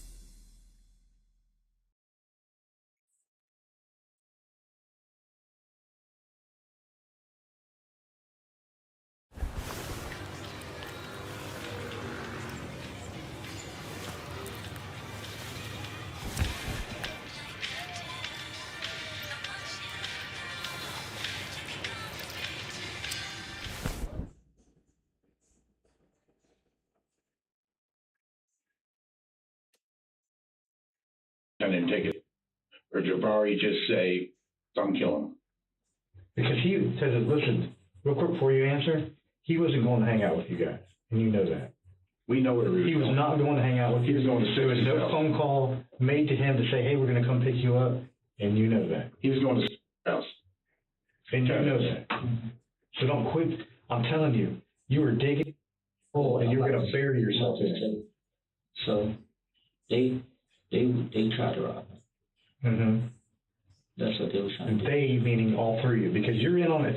And don't bullshit me, okay? Because you know exactly what you guys did when you went over there in that neighborhood. Because you don't live there, and neither do the other two don't live in that neighborhood. Mm-hmm. You guys drove in that neighborhood for one reason, and it was to find David, to scare him, or to rob him, or whatever it was you guys were going to do, and that's what you did, right? They was like, they were supposed to just take it. You all were supposed to take it. Quit deflecting the blame, dude. You were there, and you were in on I was shit. there, I was on, but they wasn't supposed to shoot him, none of that. Okay, I get that. But you knew that you all were going there to take it. Yeah. Right. I told them straight up. Are we right? Yeah, you're right. Okay. But listen, I told them straight up, do not shoot that boy. Do not shoot him at all. And that's what they said. So I was like, I'm not. And then when they tried to take, he turned around and shot him, and I said, well. Then they tried to tell me to leave. I said, no, I'm not doing that shit. That's when I jumped out the car and I went after him. And I tried to save him. So your all's intention was just to go rob him with a quarter sack of. You know how much it was. You guys are gonna go put a gun on a dude for a quarter sack of. Dude, 8 grams, $40. I ain't know how much he had. So you guys are trolling that neighborhood for one reason, and that's to find him. Because I know that, because you don't live in that neighborhood. None of you all belong in that neighborhood at all. I said, when you walk to the car, I said, do not shoot this boy. That's what I said. Because you knew they both had guns on them, right? Yeah, that's what they said. Did they ever say ahead of time before you told them that if you don't give it to us, I'm gonna shoot him, or I'm gonna pull my gun on him? How are they say? I already said. Yeah, they said those. So I said, do not shoot. I said it repeatedly. I said, do not shoot him. I was like, if he don't get to y'all, just beat him up. You can hit him with the gun or whatever, but don't shoot him. And then when David started talking to him, at one moment David swung on Bakari. He swung on Bakari. He swung on Bakari in the back seat? Because he was like, well, this is supposed to be a stick up, and then he swung on Bakari. Mm-hmm. And then Bakari. So Bakari's sitting here. Okay, you're Javaris, but you're around the other way. Okay, so don't touch him a lot. So he's swinging on like this, punching on him. Is that when Javaris shoots him? I think so. Yeah, he turned around and shot him. Because what's his name? Bakari, I told him straight up, don't shoot. So Bakari, I guess Bakari was just gonna try to fight him. Because Bakari ain't shoot. I'm guessing he didn't shoot. So that's when he did it. What's his name? He turned around and shot him. Then he just froze. I said, and that's when he was like, I didn't mean to.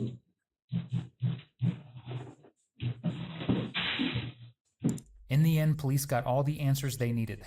All 3 boys in the vehicle knew that they were going to pick up David for one reason: to rob him. As a result, they were all charged with first-degree murder. Bakari and Javare were both sentenced to 50 years behind bars for the murder and armed robbery of David Lyons. Terrell took a plea deal, pleading guilty in exchange for 25 years in prison. Our thoughts are with David's loved ones, friends, and family. Thank you for tuning in. Nearly 85% of everyone watching isn't subscribed. Your subscription and support would mean the world to us, so we can keep bringing you more content just like this. Before you go, check out one of our craziest cases right here, or one of my newest ones right here. Now we gotta go help people customize and save hundreds with Liberty Mutual. Libby, where's the golf cart? There it is. Only pay for what you need. Liberty, liberty, liberty, liberty.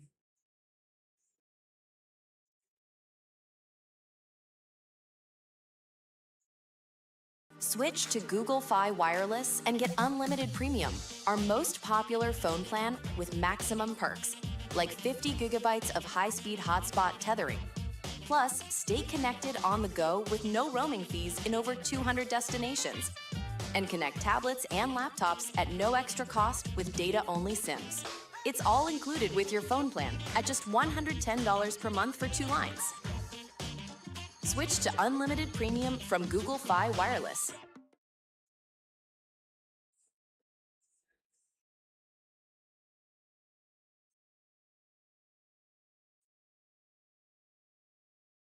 Yep. Did you see that?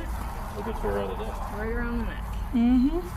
Oh, look at the side of her head. Yep. What do you see? You got blood. You got scrapes all over the back. Alright, I'm calling, Call Doc. As they examine the body closer, they notice strangulation marks on her neck, blood, and signs of trauma, all pointing to a violent assault. With a potential homicide on their hands, officers call in the on-duty detective, while others begin evacuating the area immediately. Before the detective arrives, officers at the scene continue trying to identify the victim, only to realize it won't be that simple. Anybody recognize her? You know who she is? Mm-mm. Nope. Doesn't appear to be a homeless because she's well kept. She's groomed. I just don't see the clothes. You know what I'm saying? It's too something there. This is all the officers know about the woman. No clothing, no ID, nothing to go off of. But not for long, as the on-duty detective soon arrives. Matt Pitcher is a seasoned undercover detective. He doesn't know it yet, but he's about to take down the town's most dangerous killer. Using a multi-hour interview with Pitcher, we'll break down exactly what he was thinking and the complex forensic methods used to crack a near-perfect homicide. I do not have good luck at Thanksgiving time. It just never seemed to work out for me. And so even coming into this, everybody was kind of joking, oh, be prepared for that call. And so I got the call, and then it's kind of evaluating, well, you know, you put out a little bit of hope that, well, maybe it was just a natural death. And then I still remember, I was talking to my captain, trying to figure out what was going on. She said, yeah, it's a naked female. And the minute she said that, I was like, well, this isn't going to be a natural death. Everyone. Detective Matt Pitcher and Detective Rosa DiGiovanni. This is US 1 heading up that way. Entrance into this little gravel area from US 1 is down there. If you pan down here, at the start of what looks to be a Red Bull can, there are tire tracks leading back, as well as tire tracks on this side.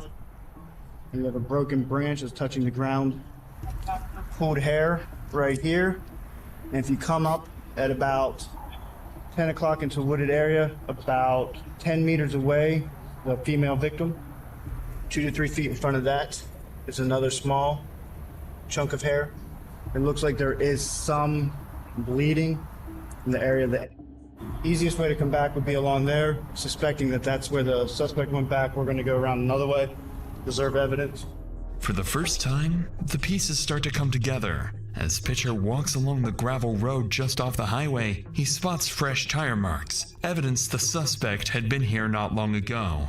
A few feet away, strands of the victim's hair lie scattered, suggesting she was dragged from the road into the forest. Further in, there are clear signs of disturbance. Damaged plants, broken branches, indicating the suspect's vehicle was likely damaged as it sped away, possibly right after dumping the body. And then, something far more significant catches his eye. So, you know, there were a bunch of like small trees, that kind of thing. You have this dirt road, but then as I'm walking along the path, that's the first thing that struck me was, so there was a little tree, and it kind of had, you know how you can tell when something's freshly broken, right? The limb hasn't died or anything like that when you're talking about a tree. And it was just kind of hanging there. And so that got me looking at it, and then sure enough, what looked to be car parts broken off right underneath it, like sitting on the ground right there. And that's kind of one of those ones like, could this be, you know, the suspect vehicle? But even with this small breakthrough, Pitcher still hasn't uncovered the most critical piece of the puzzle, one that suggests this is far from an isolated incident. Spectrum Internet con fibra óptica. Es el internet más rápido con la velocidad que necesitas. Es todo lo que importa.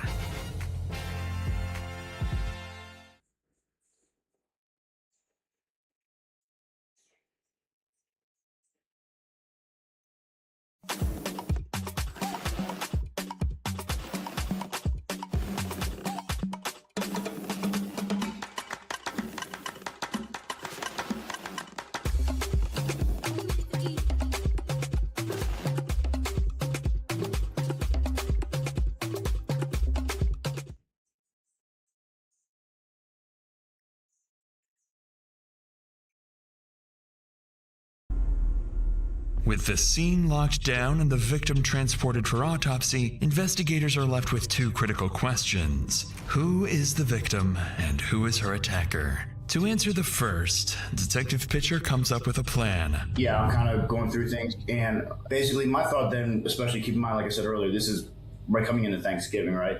Everything is about to get slammed where we live. This is a huge tourist spot. So I'm just concerned that, okay, we could lose video evidence that might be in the area. Talked to my captain, and I showed the captain too, the car part and all that, and I said, all right, I'm leaving the scene, and I'm about to start hitting every business, starting with the bars in the area, and at least get them marked so that they don't get rid of evidence on us.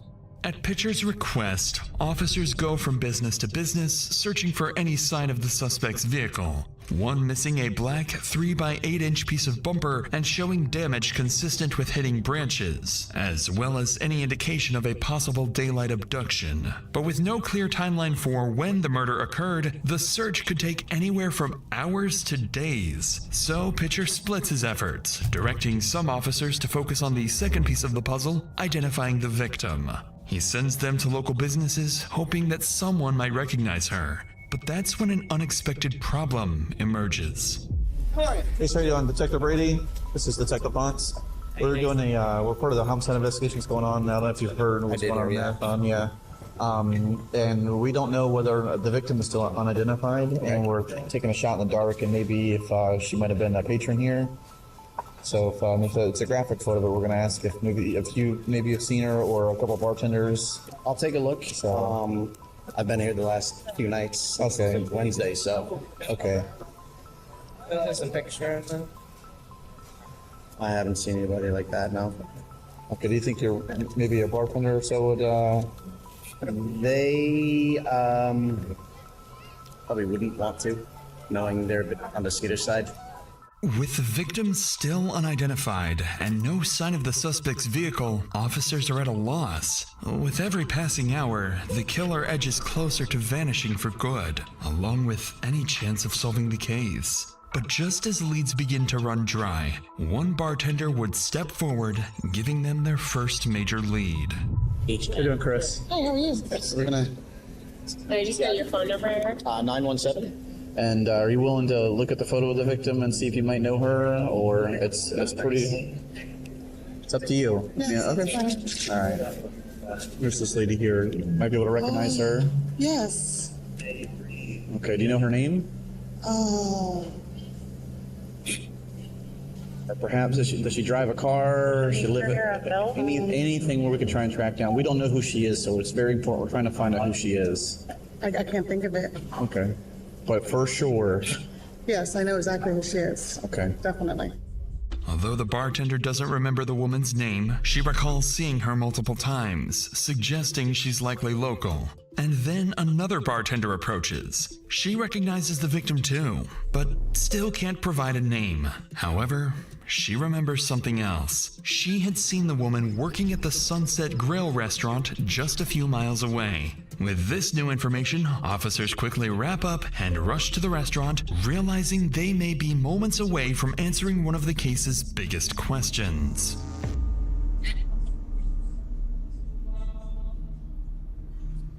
How are you? Hi, I'm Stephanie. Detective Rosa DiGiovanni. The reason that I'm asking is, has she ever worked for you? Oh, she looks familiar. Yes, yes. She did? Yes, and I tried to help her. I know I What do you felt mean so you bad. tried to help her? Well, when she first moved here, she worked for us, and you know when that was, more or less? I have all the dates at That my would be house. great. And I feel so bad about what happened to her because I really. Finally, officers have a name, 51-year-old Michelle. But when detectives check for a missing persons report, they find nothing, leading them to assume the victim has no close family. That is, until her employer reveals something that makes her death even more tragic. She told me, she was from, is it Wisconsin or Wisconsin? I have all her info where she was from, I think. And she had a family. I knew she had children. And and an ex-husband, she didn't have custody of her children, but she told me she used to be like a therapist too. And she goes, I know better. I shouldn't be taking these pills and stuff. And I said, well, you know, you need to get straightened up because I'm going to have to let you go. But she did talk always. I don't know her children. I never met her, but she always talked about them. I don't know how old they were. She always talked about going back. I know our children must be devastated. If you talk to her kids or anything, just tell them that, you know, she was a wonder. She had a good heart. She did. That's basically what we're trying to get for her kids, you know. She did. And I always thought that too. I thought, God, I wish her kids knew that I really liked her. Whether you're hopping on a quick flight or jetting around the world, you need Google Fi Wireless. Stay connected abroad with their unlimited premium phone plan. Just land, turn on your phone, and you're ready to go. Get high-speed data in over 200 destinations, which is more than any other major U.S. carrier. And there's no extra fees. Google Fi is your ticket to stress-free connectivity on the go. Switch today.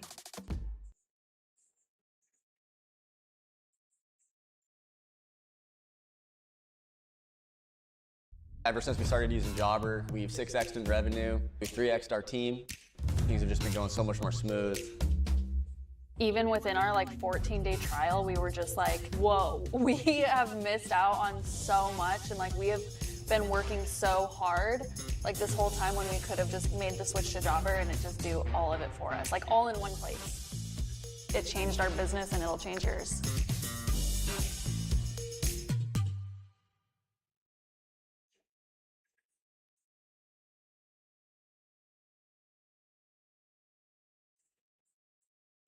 Thanks to her employer, officers are able to get into contact with several of Michelle's family members in Janesville, Wisconsin. All of them describe her the same way, kind, with a good heart, but after moving to Florida, she lost contact with them. This information is immediately relayed to Detective Pitcher, who now has one question left to answer. Who is her killer? And that answer may be closer than they think. That time the captain says, all right, I'm going to send a picture of this car part to a buddy of mine who's in narcotics. He is extremely good with cars. She literally sends him this little bit of what turned out to be a bit of a fender. He comes back. First thing, he sends a text. All right, it's going to be from a van, full-size van like this. Within 15 minutes of that, he sends a picture and says it's going to be this type of van.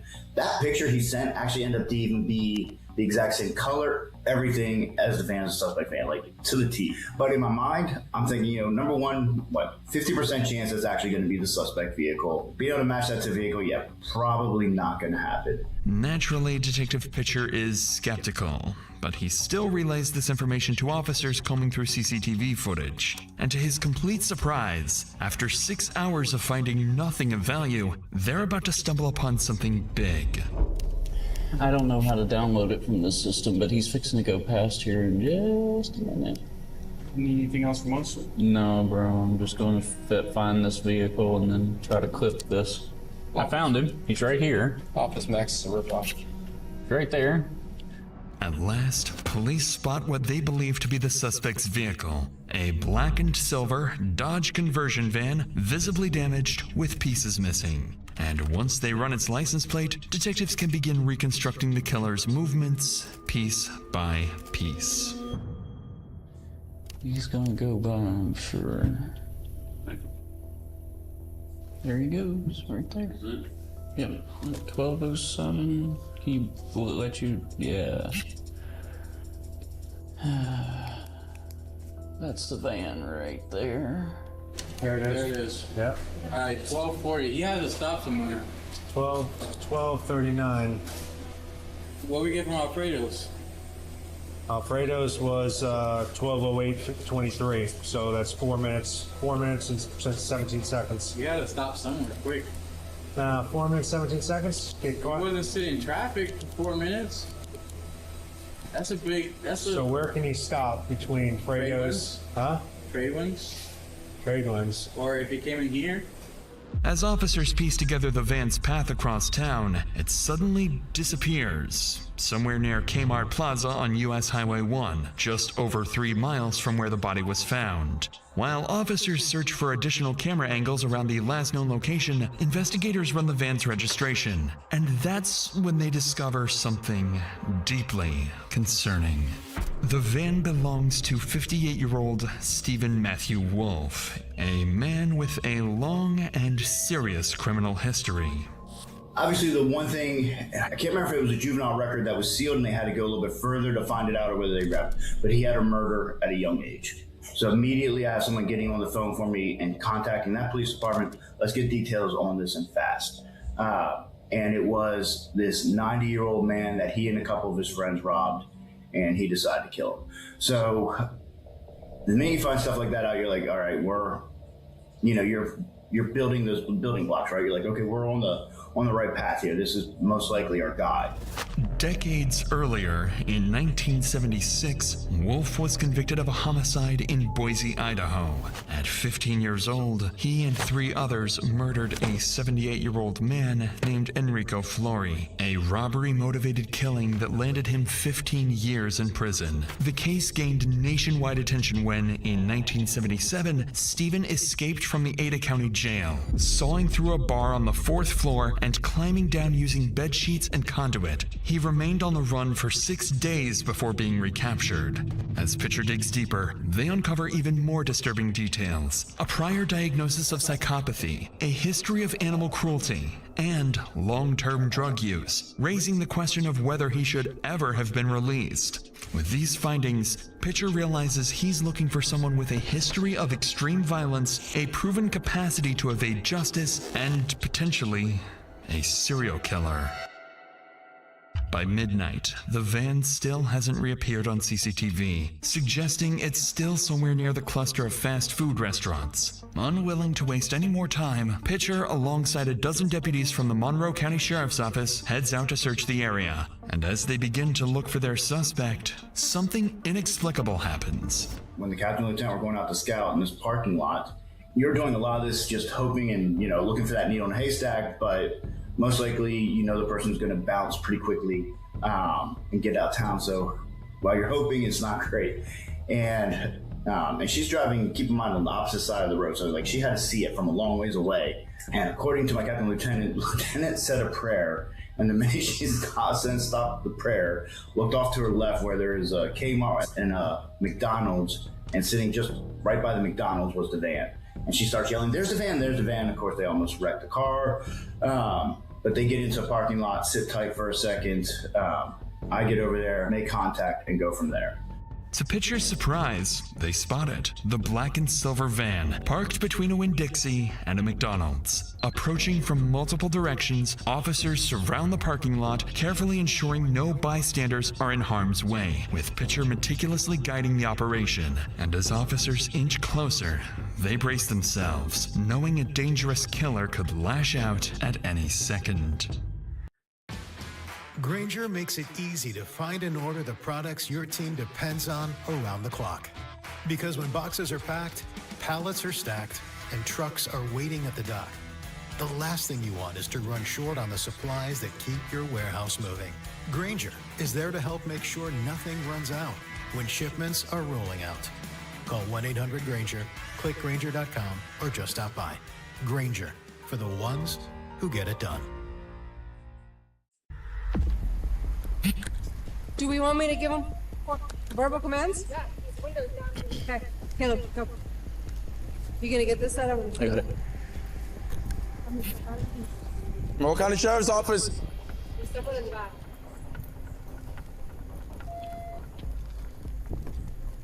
Monroe County Sheriff's Office, come up with your hands up. Sheriff's Office, let me see your hands. Let me see your hands. All right, boy, Mel, Patrick, come on out. Anybody else in the van? Hands up. Come on out. Come out driver's side. Sir, just drop whatever you're doing, come out. Come out. Let me see your hands, let me see your hands. Don't reach around, don't reach around. Just let me see your hands. Come out of the van. Okay. Go back towards the back of your van. Anybody else in the van? No. Any weapons? Get a handcuff. No. Get in, get right here. What's going on? Sir, right there. Stay right there. Put your hands around your back. There's nobody in there. What's your last name? Wolf? Wolf? Yeah. Stephen Wolf. Yeah. What's I got your my birthday? teeth, 92460. 92460? Yeah, Is 1960. this vehicle registered to you? Yes. To the officer's surprise, Stephen doesn't resist. Instead, he's calm. Almost unusually so for someone being arrested without explanation. After placing him in a patrol car, officers begin inspecting his van when something immediately stands out. Oh, come here. Wait, watch this. Look at this. Right here. What do you see? What do you see? Isn't that the piece? There's some branches. And he's gonna bend the back. Yeah. This is our murder suspect. Oh, yeah. Okay. What's that? What's that smell?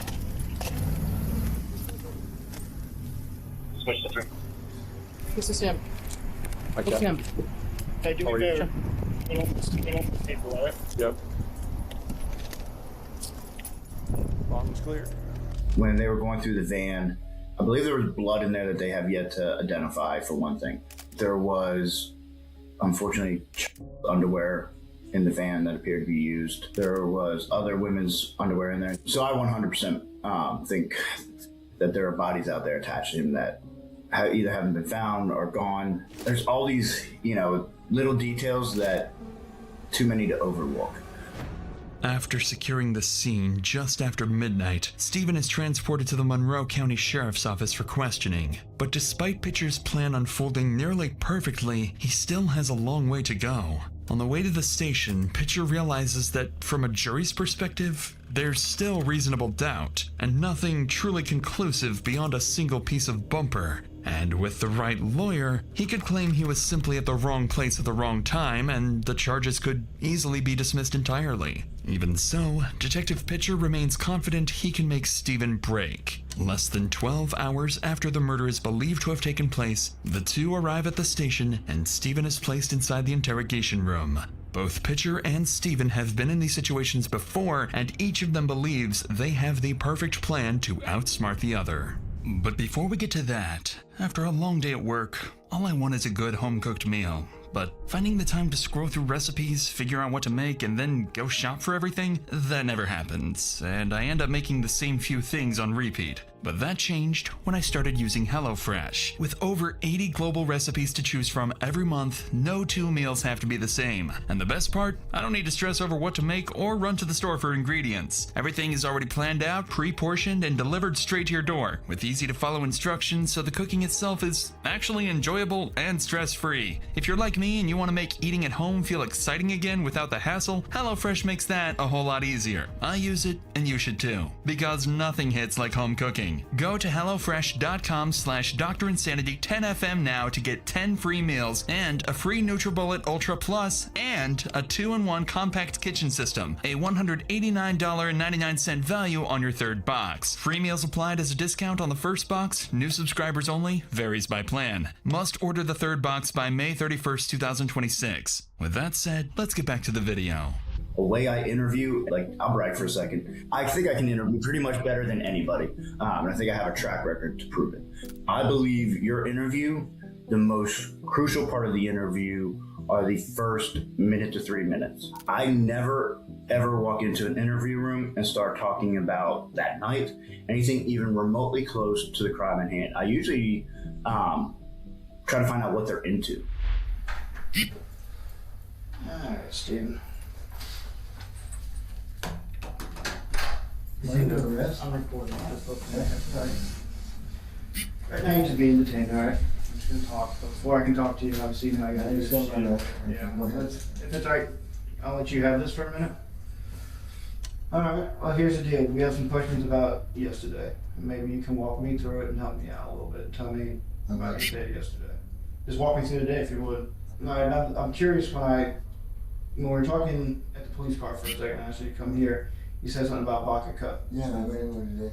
I used to sleep. I was looking for a place to sleep. I used to go down there and sleep in that little circle in the back, but I couldn't get in there. Not very good. What time the damage to my car was? That's when I did that. That's when you did that? Yeah. What time was that? I almost got stuck. Yeah, that's never good. What time was that? 3:30ish, I guess. I don't know. This afternoon. Okay. It was all sandy, washed out, trees are overgrown. I said, I can get back there. I started back down the road. I said, shoo, trees, I like my man. And scratching it all up. I didn't even know I'd heard it until I got to the library here and walked down. I said, God dang it, I broke the shroud. It was already cracked anyway. Yeah. So would you try to back out and that's how you hit it? Yeah, there wasn't no turning around. You can't, that thing turns like a boat. I couldn't turn around. I almost got stuck. As Steven calmly explains, he damaged the vehicle while turning around, searching for a place to sleep. But what catches Pitcher off guard is this. If Steven is responsible, he's just placed himself at the scene of the crime for reasons Pitcher can't yet explain. So, Pitcher searches for something more concrete, something incriminating. But what he finds would come as a complete surprise. Can I just get you to put your fingers out like this one time? Thank you so much.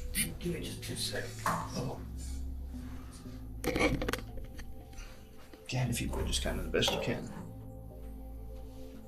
And this is gonna be a lot harder, but flip them up to bed. Hey, that was a lot easier for you than I thought it would be. What you looking for? What's that? So what you Just any kind of marks. I'm not gonna show you no scratches. I got no marks, no scratches, no nothing. Good deal. Tattoos, I got What's tattoos. your, I know you got tattoos. They're pretty good ones. How'd you get them done? I got them down in prison, Idaho. Idaho? I had a bad. I was 15 years old, I got in trouble, I got a homicide. Oh, that's no fun. How long did you have to lay down for? 15 and a half years. 15 and a half years? Oh, wow. It's a long, sad story with a happy ending, but... Well, you're out now. I left that idiot in there. I brought out a addict, but kicked that too. Okay, you guys 1 second. I just want to talk to my partner for a second. Do whatever you need to do. Just let's get this done. Whatever we're doing here. I appreciate it. Just be quiet. I am. Baffled by the lack of scratches on Steven's hands, Pitcher pauses the interrogation, fully realizing the evidence they have so far is insufficient for any breakthrough, especially after learning this is far from his first run-in with police. For now, there simply isn't enough to charge him, so Steven remains in holding. Investigators know time is against them. By tomorrow, they need something concrete because without it, they won't be able to hold him much longer. But little do they know, Steven is already preparing a strategy for their next conversation, one he believes will let him walk away completely free.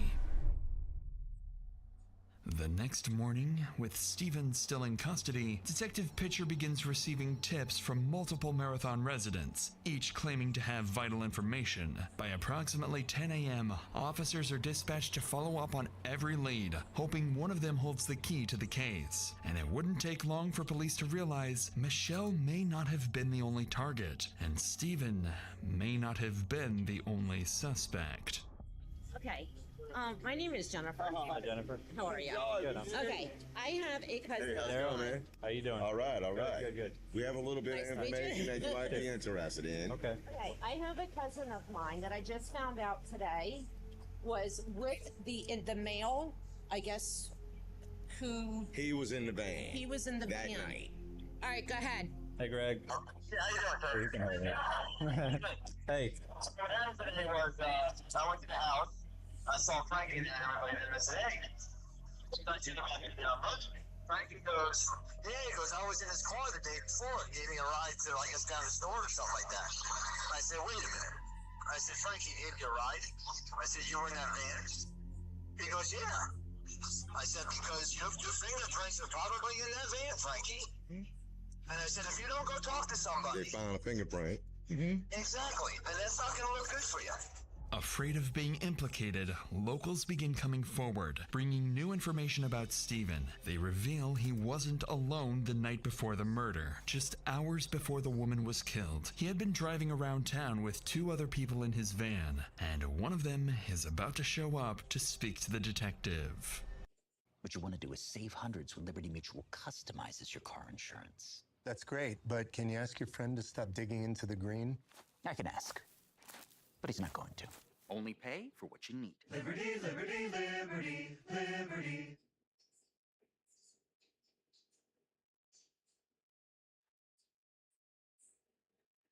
You're one sentence away from launching your website with Base 44. Since the beginning of the internet, there's never been such a fun, fast, and intelligent way to launch online. Landing pages, content hubs, e-commerce sites, you describe it and it's built in minutes. It's kind of wild how far a short prompt can get you. Right away, it generates a full site. Pages, structure, layout, design, it's all there. Next, styling. I shape it around my taste and ask for what I like. Darker palette, different font, this is the vibe.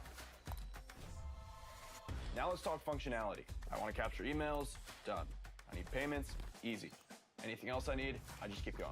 From a few lines of text to a live website I can start sharing. No long setup, no back and forth, no waiting for anybody else. That's Base 44.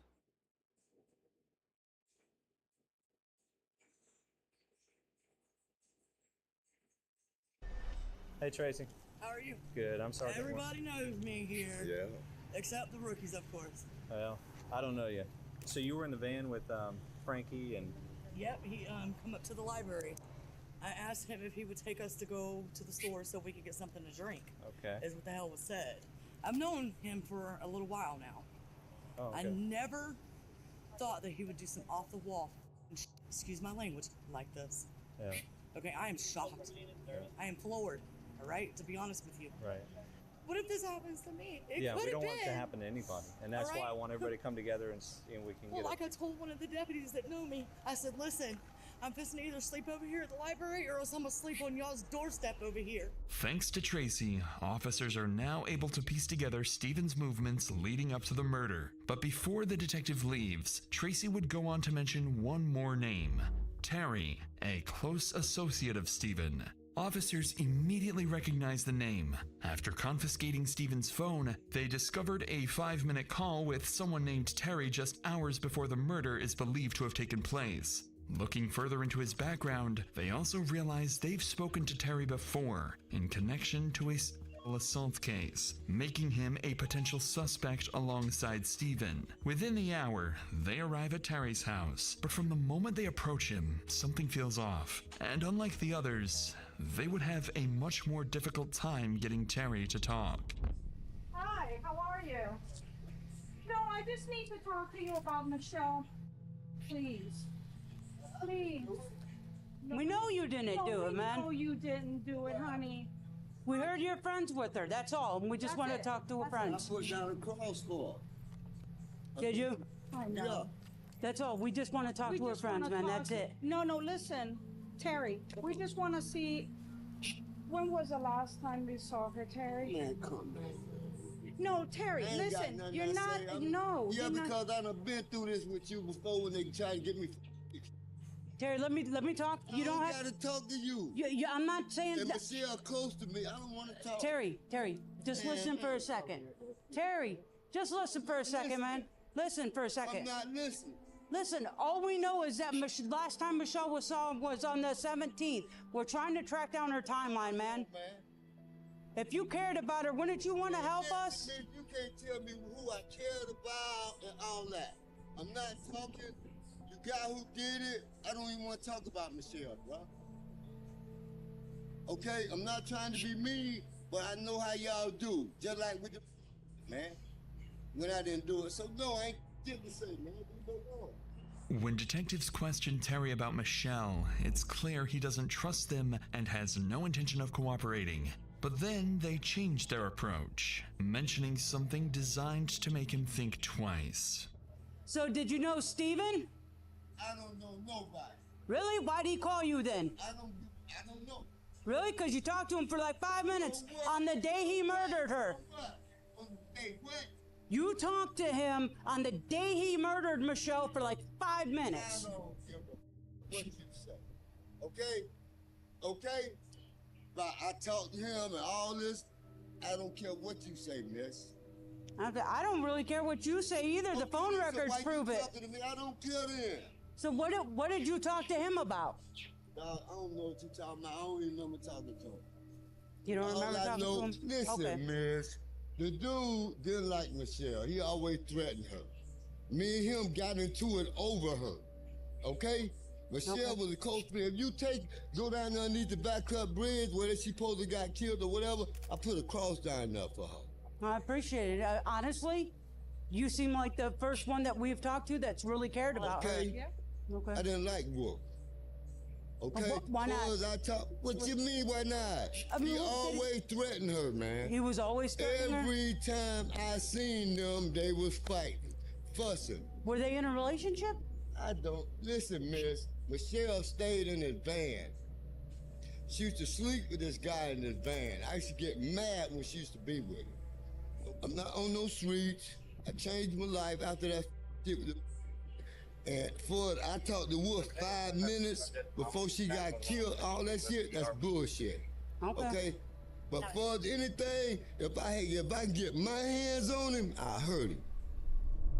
On your next international trip, Google Fi Wireless is how you avoid some of those hidden travel fees and extra setup hassles. The unlimited premium phone plan includes data in 200 plus destinations. Your service just works. On arrival, this message says you're good to go. Skip the pricey international day passes with Google Fi Wireless.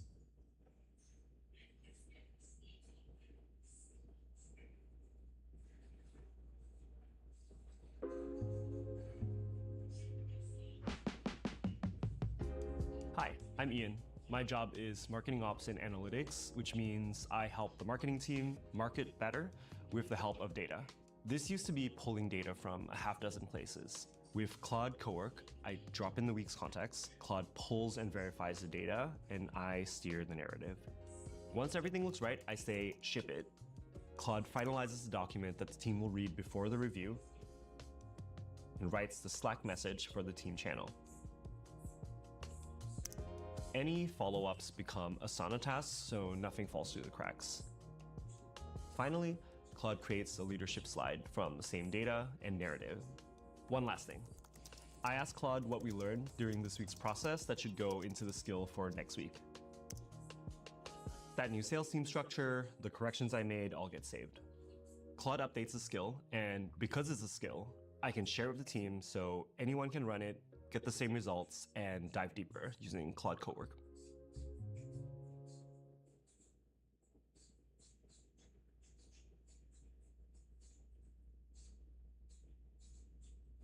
Finally, once they get Terry to talk, detectives uncover a direct connection between Steven and the victim. Michelle had allegedly been staying in Steven's van, and Terry makes it clear he didn't approve of the two being together. Now, detectives realize the man in front of them may be the key to incriminating Steven once and for all. Well, that's all I'm saying. If you want to know the truth, Terry, you just helped us a lot in being able to make that happen. What I'm still saying, B, the guy, she used to sleep around with this guy. Okay. Okay? This guy used needles. She told me that he tried to get her to shoot dope one time. Okay? Him and Michelle done had altercations. Okay? Yeah. When I found out Michelle was dead, dog, and you gonna ask my boss man, it killed me. You know what I'm saying? I am sorry for your loss. Okay, it's not my loss. It's just that she was a friend. She was a friend. And she stayed on the street, man. And I done been on the streets. But for his wolf, if I had a way to put my hands on him, I would. All right. Okay? Listen, seriously? And if you can look up the phone records of any law where I was talking to him, you can't see but me cussing him out. Hey, Terry. You. Thank you, Terry. Seriously. Seriously, thank you. Seriously. And I did that girl, man. Thank you. As Terry breaks down, detectives begin to believe he's telling the truth and that he is indeed one of Michelle's few genuine friends. After wrapping up the interview, they return to the station and relay their findings to Detective Pitcher, who, for the past 12 hours, has been sleeplessly studying Steven's profile when he uncovers something interesting about Steven's experiences in jail. Talking about his time in prison, things came out that, number one, he has a hatred for women. Somehow I think it stems from his mom, but I still can't quite place it. He went into great detail with me about when his mom was sick, how she couldn't do anything. And like, very disturbing that a normal human being, normal person in a conversation isn't going into detail about these kind of things. That's a red flag. Obviously there's a lot of in prison. He goes, I figured out a way around it though. I'd offer to everybody, and that way they wouldn't want to, yeah. All of that is putting together a pretty good picture of who this is, and we have the right guy. At that point, you're kind of like, all right, this is making too much sense. And then talking about women in general would snap him a little bit, and that would cause me to have to bring him back down. But even with this unusual finding, Pitcher is only beginning to understand the twisted mind he's dealing with. What he does know for certain is that this isn't Steven's first time, and that by now he likely has a plan he believes will let him walk free. And if Pitcher wants to get anything from him, he needs to build a bond, gain Steven's trust, enough to make him confess. So that afternoon, Pitcher decides to change his approach. He asks Steve to step outside, offering him a cigarette, a small gesture, but one that would have monumental effects on the investigation. Because when the two step outside, Steven begins to break. We're gonna step outside and have a cigarette. I'm being charged with homicide, man. I know you are, and I know that seems scary as hell. I've been through it before as a child, but I remember it well. Things are different in some instances between what happened when you're 15 and what happened now. Somebody died at my hands. The difference is that somebody died, but it wasn't at my hands. Oh, man. Steve, you made a mistake. I know. I didn't do this. Steve, I know you. Oh, God, okay, listen. You made a mistake. I didn't kill her. Her boyfriend killed her. What happened? They fought. I didn't, everybody, they were having though in the back on my bed. Okay. And they fought. And I just kept driving, said, come on guys, calm down, quiet down. I don't know their names. How did you have them back? I picked them up. Where'd you pick them up? Walmart. They wanted to come to the Keys. All right. Oh, Matt. Steve, come on, man. I don't know what to do here. We gotta keep going. We gotta keep going. We're gonna get this. I did not do this, but I'm guilty of covering it up. I helped him get rid of her. All right, but we can work through this, okay? This isn't the end of the world. He walked away and he was gone, and I thought, Jesus, what am I gonna do? Despite being prepared for something new, Detective Pitcher is clearly taken aback by this version of events. Steven insists he didn't kill Michelle, but admits to helping cover it up, claiming the real killer was her ex-boyfriend. At first glance, the story feels completely fabricated, a last-ditch attempt to deflect blame. But then, something clicks. Pitcher recalls combing through Michelle's social media and uncovering a troubling detail. An ex-boyfriend. Persistent, unwanted, and openly harassing her online. Still unconvinced and questioning why Steven is only bringing this up now, the two return to the interrogation room as Pitcher prepares to press him further. I'm a brand manager, and my ClickUp looks like this. I'm a project manager. My ClickUp looks like this.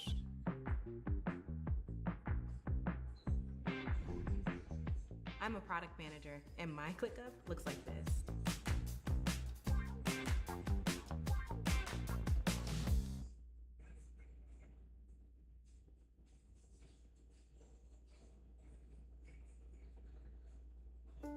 It's only knowing that no matter what you're doing online, if it's connected, it's protected with Spectrum Security Shield. It's only peace of mind. It's only everything.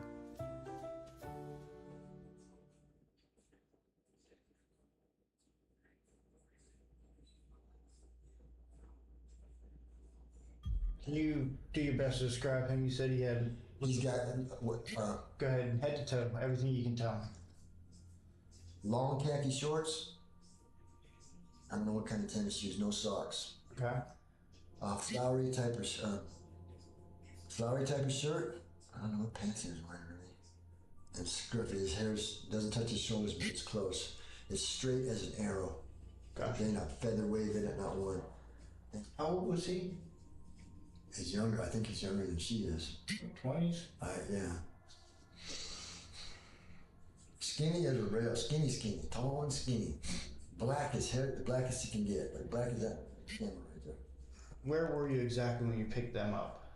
I was at my van. Right. I was in my van. But where, what location? They walked in parked by the liquor store. They walked up to the front of my van by that grassy area. Okay. They were walking and said, hey, you guys, this dude for a ride. So you let him in, they get in the car, he's up front. I'm not even out of the parking lot yet, bro. Can I have one of them cigarettes? Yeah, you got a pack, bro. I was at the, you know where where the hurricane washed out the road, where it's a long strip after you get out of Isla Milana. Right by Ann Beach. Long key up in there. Okay. Somewhere in there. But the long stretch that got washed out by the road, and at nighttime the lights are all red. Yep. You know what I'm talking about? Yeah. That's where he came back up in my front seat and said, bro, she's dead. He didn't say I killed her, he just said she's dead. Okay. What? Bro, she's dead. My brain was thinking, if she's really dead, I'm really call the police. Yep. But he's right there next to me. Call the police. And I didn't pick up the phone. And I pulled down in there. I can't go very far. You said it was your idea for Buck to cut. I was thinking, I gotta get rid of this. I gotta get rid of both of them, but I gotta get her out of here now. And he jumped out. He pulled the door open. He pulled her out. I seen it. I heard her. Actually, was she dead? Oh, she hit the ground, I think. Yeah, I remember thinking, oh, Jesus, that's not good. And I'm in trouble. I'm in trouble, man. And I called the police. I could have backed over, but I couldn't get out, man. Actually, I couldn't have backed over if I'd tried. It took me that. I'd have run his ass over and called you right then. I should have called you as soon as he got out of the van. Give me 1 second. Despite Steven's emotional retelling, his description of the killer doesn't match the ex-boyfriend. The man detectives had identified was older, with short gray hair and a heavy build, but Steven describes someone completely different, younger, slim, with pin-straight black hair. And that's not all. Something major has just taken place outside the interrogation room. The full forensic examination of the van is complete, and the findings are even more disturbing than expected. Now we have the search warrant to the van. They start going in it, and immediately there are a lot of toys, a lot of homemade toys. We knew sheets were missing, that kind of thing. Like, we were missing a lot of evidence. There was also, we had to start cutting out he had a homemade bed in there too, so we had to cut out the mattress of that, the floor. There was blood, a little, not a ton, but a little bit of blood on some of that, that's big evidence. We need it. Alongside what Pitcher has just revealed, investigators uncover even more disturbing evidence. Strands of blonde hair matching the victims, women's underwear, and a child's swimsuit. And more concerning still, the only DNA found belongs to Steven and the victim. This is far more incriminating and far more convincing than anything Steven has told them. So Pitcher prepares to confront him with the evidence, and with nowhere left to shift the blame, his reaction would say it all. Don't talk about it, right? I'm just gonna be flat out honest and be blunt. You messed up. This is inside your vein. That's our victim's hair, Steve. Steve. No. This is the victim's underwear. No, it's not. What is it? And Steve, you missed some blood. You missed under... I didn't do that. You missed cleaning up the blood on the cushion under the sheet. Steve, I'm telling you, I'm not lying to you. I hear you, I hear what you're saying. Okay. This is your chance to be honest. I've been honest with you. I have been honest with you. That's not the victim's hair, that's not her panties. Well, tell me about those panties.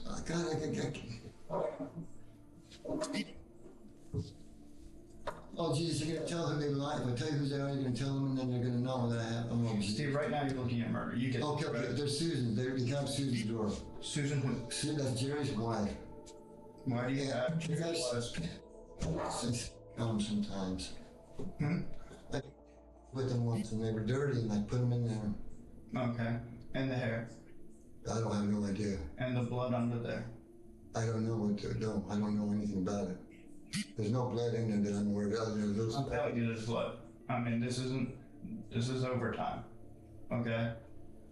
So now I'm not primary, I'm a suspect. So I don't know, okay. Steve, I'm gonna put this as bluntly as I can. Test it all. I'm gonna put this very harshly. You murdered her. I did not. I did not. This shift in the detective's demeanor clearly catches Steven off guard. Up until now, he believed Pitcher was someone he could trust. More than that, Pitcher believes the bond between them has gone beyond a typical detective-suspect relationship.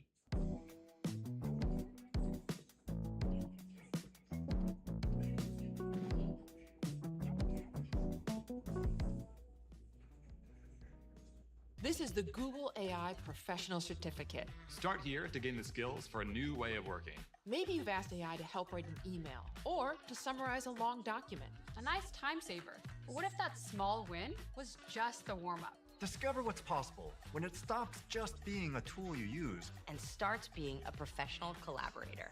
Google experts will guide you at every step and teach you the AI skills that employers are looking for. Enroll today.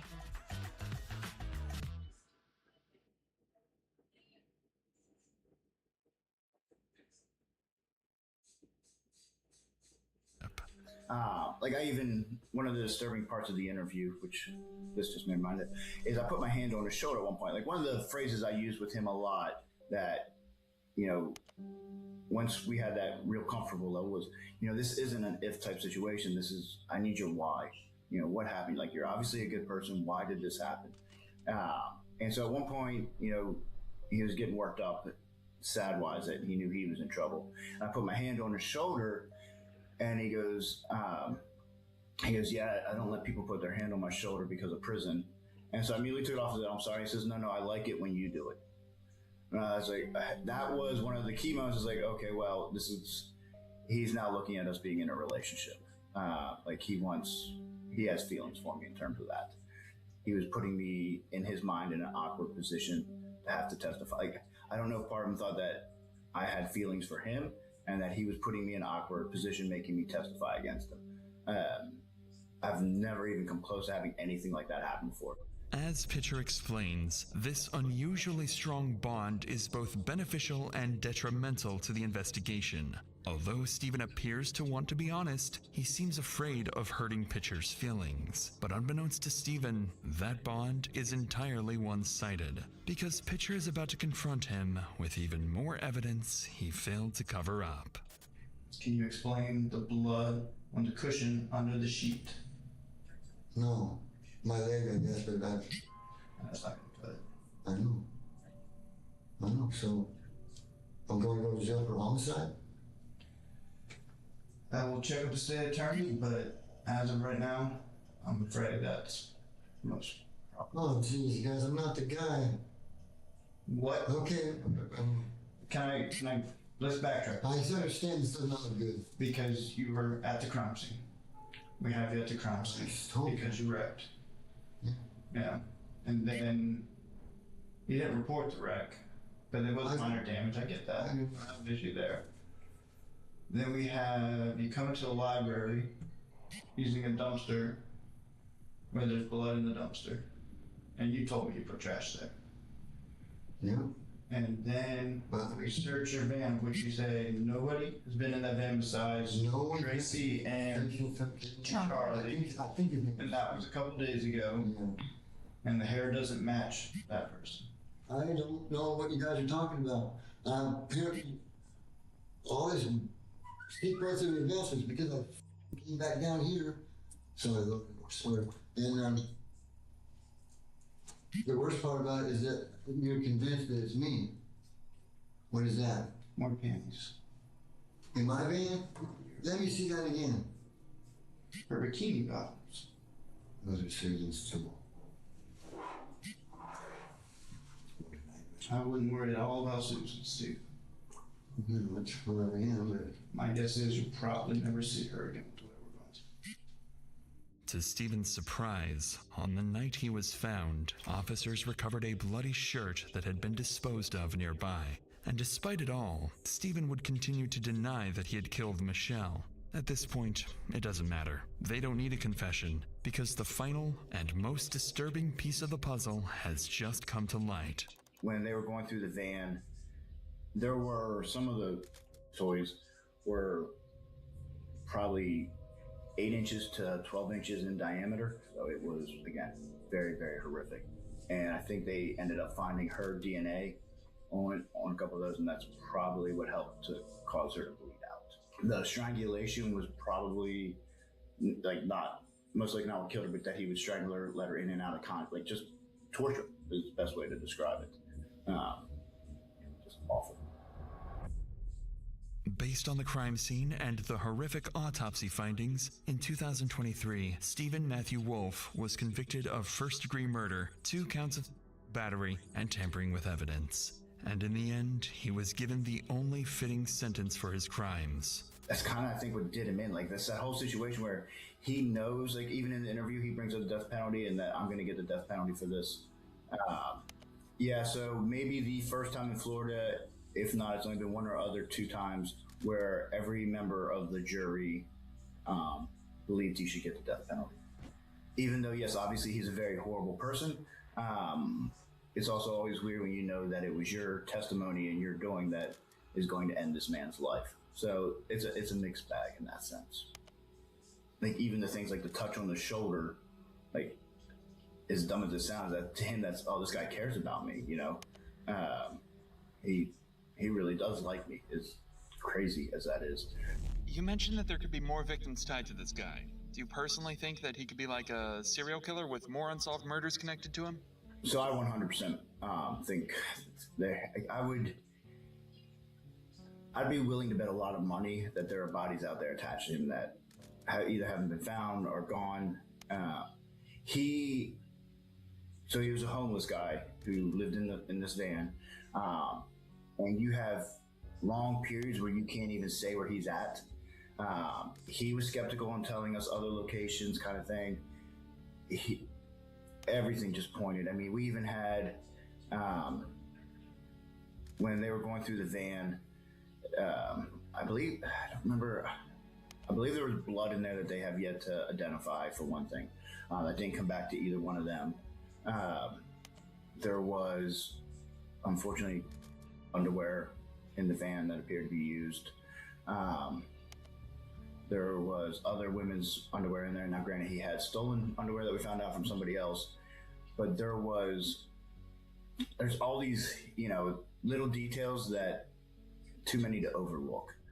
As Pitcher finishes recounting one of the most disturbing cases of his career, 6 years after Michelle's murder, he is now retired. But the weight of what he uncovered leaves behind questions that were never fully answered. In terms of this type of crime and the brutality, this one head above all the rest. And I've definitely had some interesting ones in my career. I'm in the process of writing a book. Actually, I did undercover work that I can say legitimately nobody else has done. First year, I spent 2 years with the mob and then was asked to infiltrate a domestic terror group. Had everything from being interrogated for 8 hours to shooting with a psychopath who I was positive was going to kill me one day and who also happened to be my best friend, and hated police more than anybody. But I did prevent the bombing, credited with saving over 100,000 lives. Out of all the complex investigations Detective Pitcher worked on, Stephen's case continues to linger. And as of late, April 2026, Stephen remains on Florida's death row, refusing to tell Pitcher whether there are any other victims. And with an execution warrant potentially right around the corner, that answer may die with him. Switch to Google Fi Wireless and join our most affordable unlimited phone plan with the basics for just $60 per month for 2 lines. The Unlimited Essentials plan comes with all the data, calls, and texts you need anywhere in the US, all delivered with top priority data speeds on an ultra-reliable 5G network. You also get full connectivity for select smartwatches at no extra cost. It's wireless reimagined by Google. Switch to Fi today.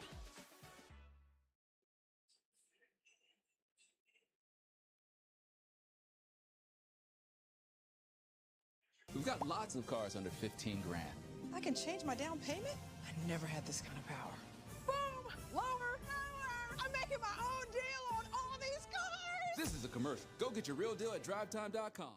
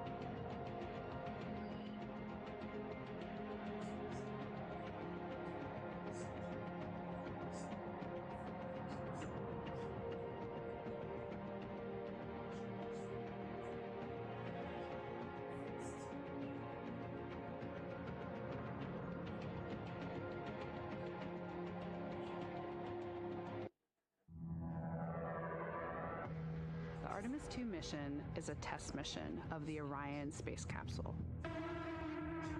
Artemis II will be the first time we put humans on this rocket. We're going back to the moon because it's the next step in our journey to Mars. We were always going to the moon.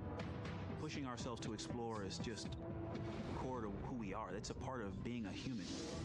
And liftoff. We shall return. Continuing to test out every bit of Orion. Coming back to Earth, 7 miles a second.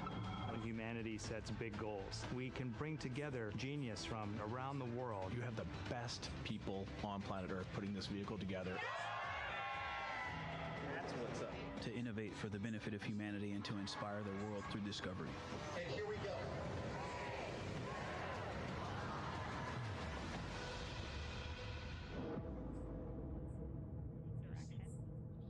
th 1972, 2:25 p.m. Eastern Standard Time.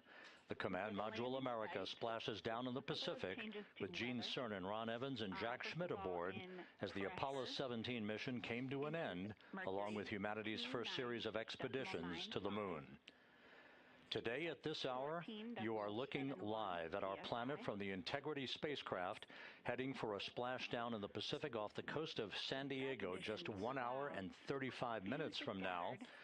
And good day from the Artemis Flight Control Room here at the Johnson Space Center in Houston, where the entry flight control team is on duty at this hour, led by Flight Director Rick Henfling, joined on console with the voice you'll hear talking to the crew throughout the course of the day.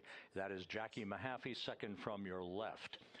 Everything has gone extremely well as we are closing in on the return of Artemis's astronauts from their flight around the moon and historic lunar flyby that will culminate with that splashdown in the Pacific off the coast of San Diego just 1 hour and 35 minutes from now.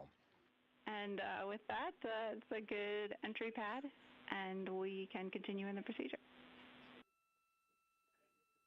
Integrity.